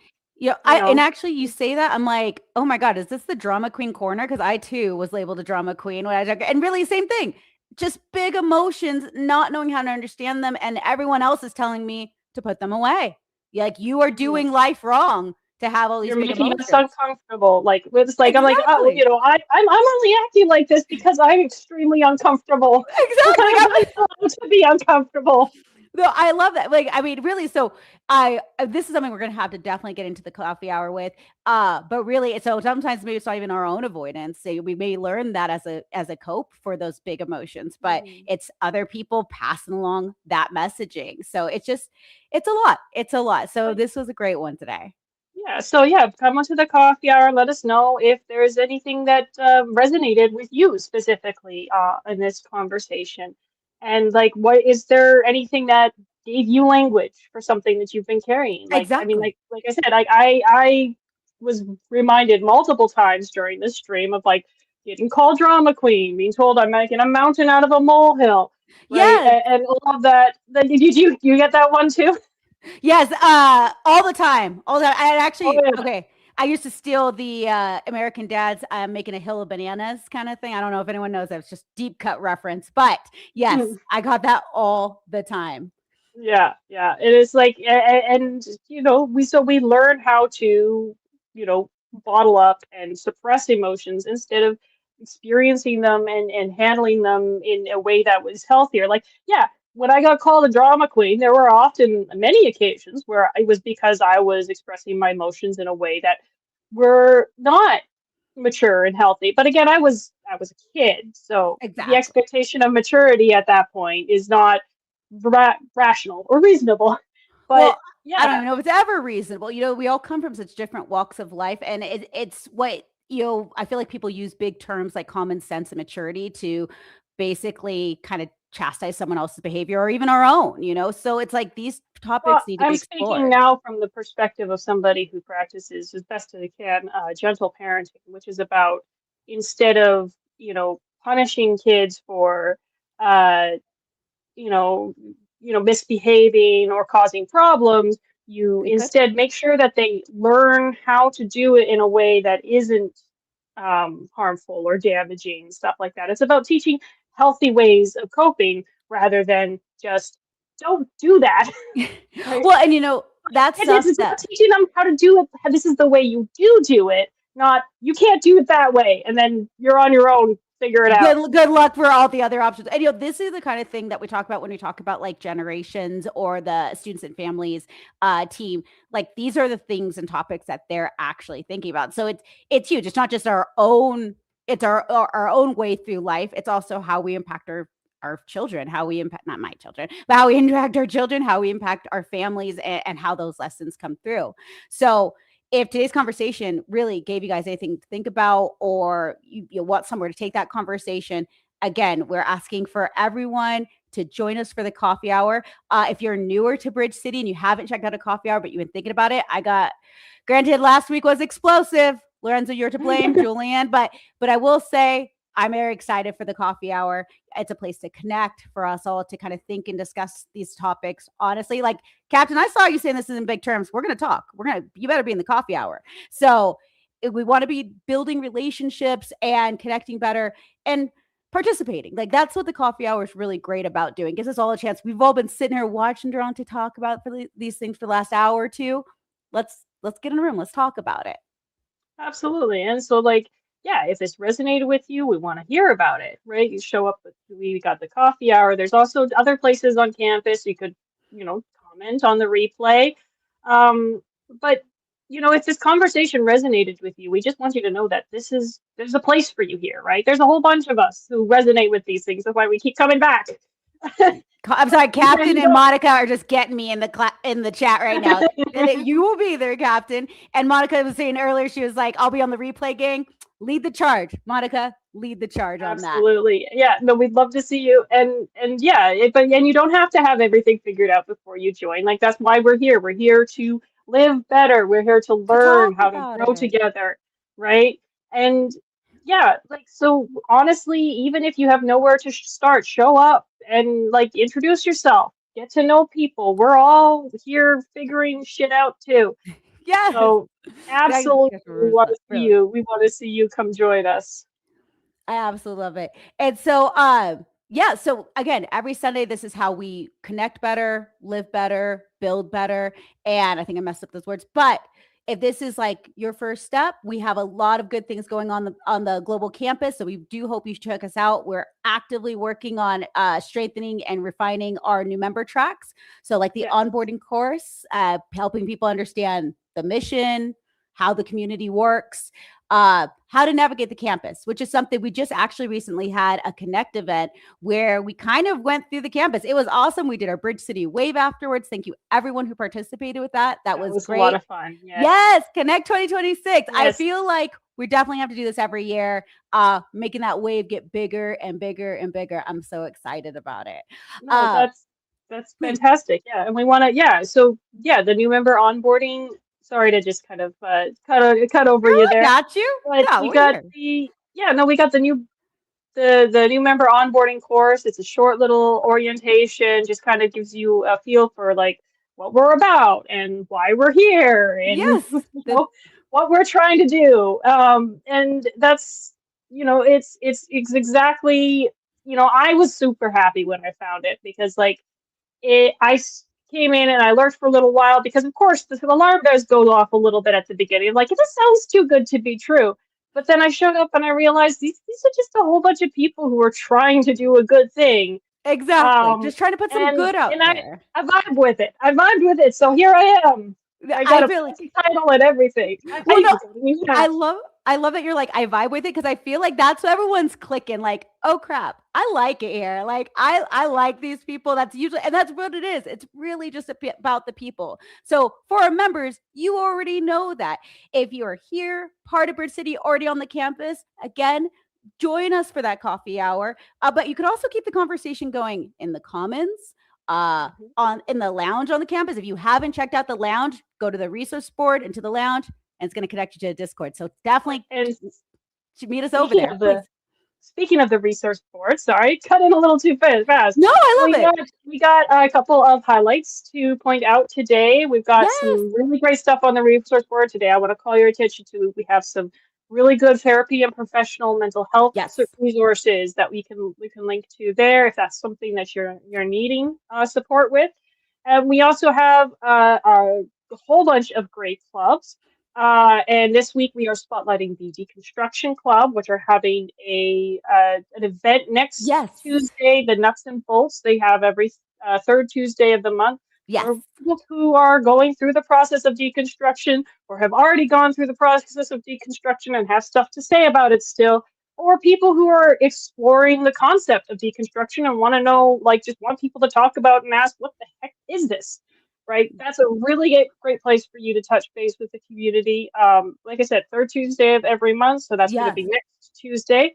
And then we also have our wellness club being this well, so month. we have the in addition to the Nuts and Bolts coming up, the wellness club. So we're starting this month. The wellness club, which I am over, is doing 2 check-ins a month for wellness, because 2 is probably not even enough, but 2 is what I'm willing to host. So just in the middle of the day, Mark mentioned it in the intro. Basically, just take a moment to ground yourself, to take it in, and that'll be the second and fourth Wednesdays of every month. So check it out. I'm laughing at MC Time's the comment here. Damn, I went to the store and came back and miraculously Darante has turned into 2 beautiful lakes. Well, thank you. Alchemy power he has. Yes. And then even Monica getting in there is awesome. I just love to see all these people in the chat, and just like, these are real members. Every single person like you're seeing are people who decided to show up, tap in, and ended up either here on screen or in the comments or anywhere. So just really everything we're doing, you guys, it's all about us building bridges, moving things forwards. Absolutely. To point out, before we move on from events, we do have all of these fantastic events. I do have to also remind everybody, as director of social arts, we've got our first big collaborative project, cross-media collaborative project called the Bridge Builders. Some of you might remember the intro outro song we were using that last Head Cannon is a banger. Head Cannon is a banger. It was a fun, like, cartoon theme song. We had a whole bunch of really great art designs from our art club. So there was so much popular that project was so popular. We've decided to keep it ongoing. Keep the momentum so tomorrow going. We're having a big brainstorm session. We want as many of the creatives in Bridge City to be there as possible, because we want to see how far we can take this, see where this goes. I'm still waiting for that TV show. I'm going to talk about it every week until it happens. People are telling me, like, oh, I've already got like pages of world building done. I know. Character descriptions. I'm like, oh, this is fantastic. Let's get everybody in a room and make this all one big project. Well, and this is what happens from joining our team. So you'll hear us talk a lot about our clubs, which are a great place to kind of sprout your interest, see other people in the community who also enjoy the same thing as you do. We have a garden and nature club, but also for our members, don't forget to RSVP. Yes. Oh yeah. Be sure to RSVP for events, because that's how we know that you actually want to go to these events. We should do more of them. But our teams are putting these huge things together, like the builder projects, like our multimedia team, who helps with everything behind the scenes. Everything you guys are seeing, all this stuff pop up, that's all our multimedia team. Thank you, Zernial, for everything. Yeah. So be sure, we could always use help. We're growing, but feel free to reach out, join a team, see what we could build with us. Yes. And and keep in mind, we always need help building what's happening behind the scenes, right? We have a lot of great out in front of the camera stuff. We got Durante, we've got we are always looking for new members to do some the house hosting for the intro and outro on the Sunday sessions. Yes, Oh, we did a casting call, which Captain, you're in the we're happy to do. lobby. Where do you go? Best place to go is if you have already completed the new member onboarding. Head over to new member introductions, and introduce yourself, and that'll be a great place to start. And honestly, people will usually comment on your introduction and start posting Yes, we links of where to tried. go. Circle can be a little bit confusing sometimes, so people will post links to help you get oriented. Well, and Um, joining a new community in general can be daunting, especially when you're coming into a new digital space. We've been growing and building forever now. Probably will always be building with all of us here, but definitely doing those new member things like your new member introduction and the onboarding courses, tapping in this kind of gets you access to everything. And then if you ever need help, reach out to our member service, our member experience team, reach out in the comments or reach out to anyone. Really, we're all here to help each other and just build our community outwards. We've also got the welcome room now. So if you join Yes. Bridge City, you'll be added to a group chat with all the new members who have joined that month, along with a couple of us in leadership positions. So you don't like Very most cool. people seem to just lurk there for a bit, but if you have any questions, if you want to connect on anything specific, right, that's our opportunity to do that. While we're still building out, streamlining how to get all of these systems working smoothly and together. Well, and So. you know what? I feel like you just gave me an excellent segue here because all this work that we're doing, it does take something from us. As you see with all of our volunteers here, as well as everyone who's doing stuff on the campus itself, it this is all supported by the community itself. So if if Bridge City matters to you and you want us to help continue building it, then thankfully we have Giving Tuesday coming up. So if we invite everyone who's able to support financially as you can, when you can, with our Giving Tuesday that is actually coming up this upcoming Tuesday after the Bridge Builders brainstorm. So it's about supporting the mission. It's about supporting these conversations, about supporting more a post-religious community thriving in spaces that honestly we all desperately need right now, giving some good back to every single one of us. It's not an obligation. There is no, you know, threats of guilt or anything here. It's just about keeping the community accessible, sustainable, and being able to scale. We always talk about how new people are joining every day, every week. We're almost at the 300 mark, I believe, on our members here. And all of that takes something from our leadership teams and from our volunteers who help drive that forward. And it takes support and financial consideration from members and guests just like you. So we really appreciate everything you do. But Giving Tuesday coming up, you can support financially that way. Also, we talk about it all the time. Local meetups, watch parties, sharing the stream, coming for the events, participating in those things, and even real world gatherings. These are all great ways to support, whether you can do so financially or just with your time or your energy. And we all truly appreciate it. Yeah. And again, like Ashley said, we don't want to use guilt. We don't want to use manipulation. We're not promising rewards in an afterlife that we can't guarantee.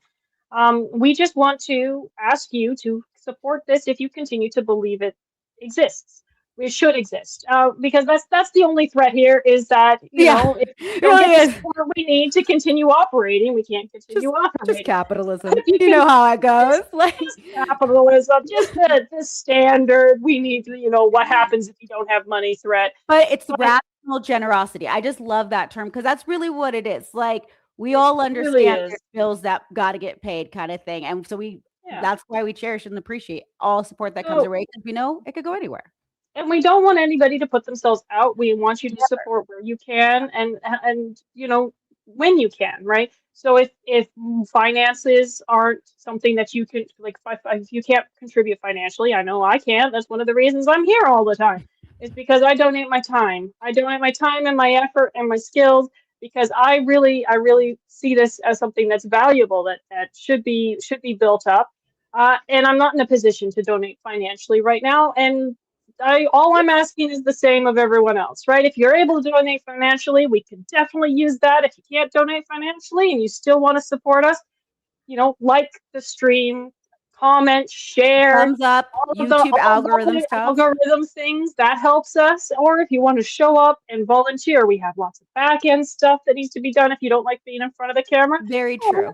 if you're vain, you could show up like me. I just like to, or you could kind of scratch that ego itch and be here on screen. No, I really just want to underline that because really, Jude, that's so truthful and honest. It's like, yeah, right now, me and Jude, we're not in a position where we can commit financially to Bridge City every month, but we share our time and our energy and just to try to make this space as welcoming as possible for, again, our members and for our first time guests. So if you can, we really appreciate it. But again, rational generosity. Now, and the rest, one of the easiest ways to support conversations like this, like I said, is like all the algorithms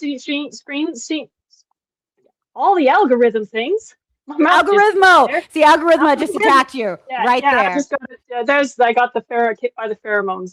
But one of the easiest ways to support our conversations, make sure it reaches someone who needs it, and that includes invite someone, like send the link to the Sunday sessions. Share the replay. Right? And the best part is that if you're able to share it with people who you know in real life, then that could be the seed that could be planting the seed of a new local chapter, which we want to see happening more and more. Completely agreed. And I want to actually underline this a little bit because some people may think like, well, yeah, I like Bridge City and I like listening to Darante talk about these topics. I like listening to the girls up here say their things, but I don't really know like who to share this with. But think about what we actually talked about today. What does sit in it mean? Is there someone you know that maybe could benefit from hearing today's message? That someone that really has been going through? I feel like I just, again, always feel like this was directed at myself. Anyone in your life who was the family drama queen? Yeah, exactly. Maybe they need something from today's conversation. Maybe there's a question that you've been wrestling with that someone else has been too. So these are very human, real, just problems we all have. And the difference is that Bridge City, we shine a light on it and we talk about it. That's really what it is. So when we think about sharing today's replay, it's not like, hey, do I know another Bridge City members? Like, who do I know that could benefit from hearing that sometimes you got to sit in it. Sometimes you got to be flexible. And sometimes you got to, taking back your agency means really recognizing what feelings are you actually wrestling with. So share the replay, invite someone to the global campus, but have the conversation, host a watch party, bring someone into the community. And so we already kind of touched on what our community is about, what these conversations are about, and what our community has coming up. But just a recap of the events that are going to be coming up. Of course, we have the Bridge Builder Brainstorm. That's tomorrow, Monday, the 10th. And the Giving Tuesday. Yes, Giving Tuesday will be just after that. Wellness check-in just after that. This week is packed, you guys. Busy week. Wellness check-in on Wednesday.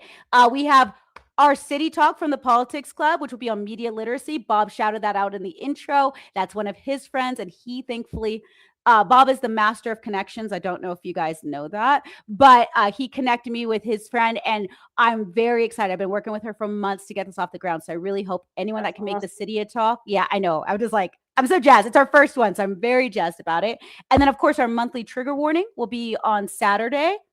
And then the nuts and bolts that you brought up. When was the City Talk? Was that Thursday? Thursday, yes. So Thursday, Friday, okay. You guys can all have Friday off. Wait, I hope Friday's not the TTRPG night. Oh my gosh. Okay. No, TTRPG is the 28th. We have a TTRPG session on the 4th Friday of every month. If anybody, that's another thing we forgot to mention it. But yeah, no, we have a TTRPG based on the Song of Ice and Fire universe, and we love Game of Thrones here. Three sessions in. Love and hate it. I don't know how else to explain it, guys. That's why we're just going to keep like knocking it. We're going to keep bringing it up. But realistically, we have a lot of great stuff going on in the community. This is how we connect better. We have a lot of different types of events, and we have a lot of things that are happening. But of course, immediately after the stream, this might be the last time I say it, maybe join us for the coffee hour, please. Please do. Please do. We always have a blast there. It's a great thing. I'm glad we started doing it. Very much so. And so for everyone watching, we'll see you later. Keep rising and be the bridge. Yes, keep rising and be the bridge.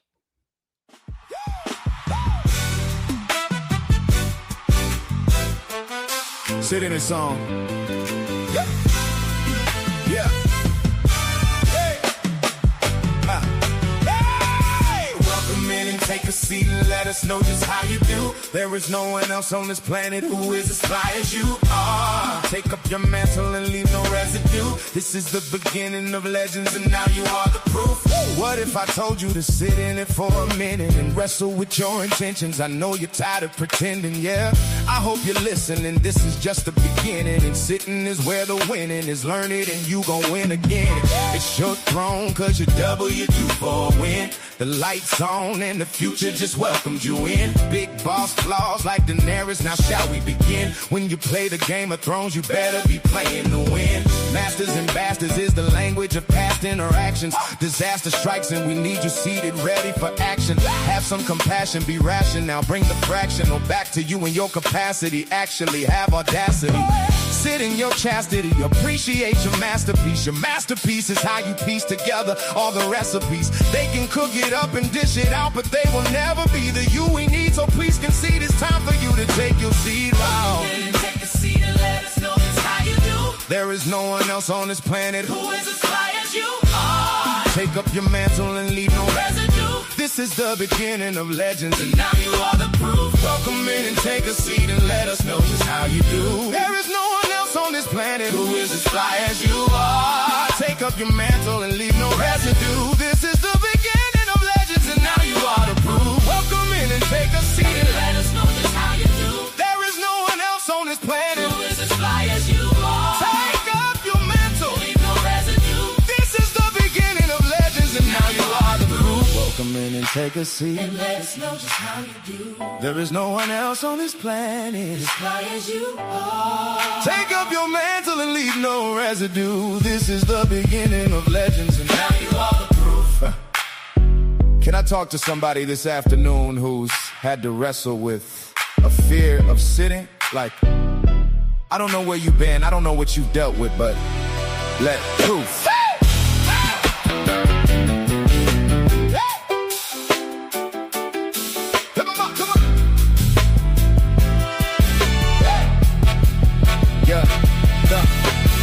Welcome in and take a seat and let us know just how you do. There is no one else on this planet who is as fly as you are. Take up your mantle. Leave no residue. This is the beginning of legends, and now you are. What if I told you to sit in it for a minute and wrestle with your intentions? I know you're tired of pretending, pro. Yeah, I hope you're listening. This is just the beginning, and sitting is where the winning is. Learn it and you gon' win again.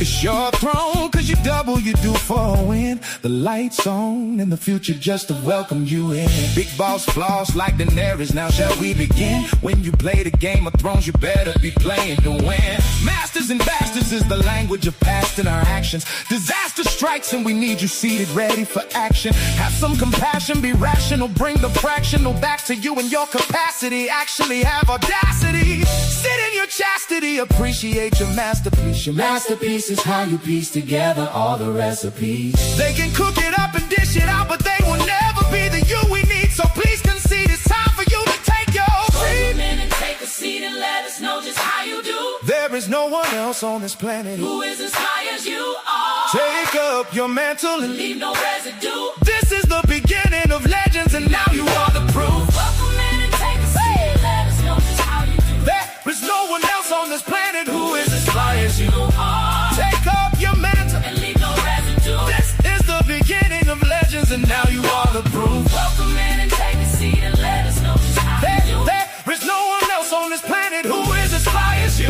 are. Take up your mantle. Leave no residue. This is the beginning of legends, and now you are the proof. Welcome in and take a seat and let us know just how you do. There is no one else on this planet. Who is as fly as you are? Take up your mantle. And leave no residue. This is the beginning of legends, and now you are. Are the proof.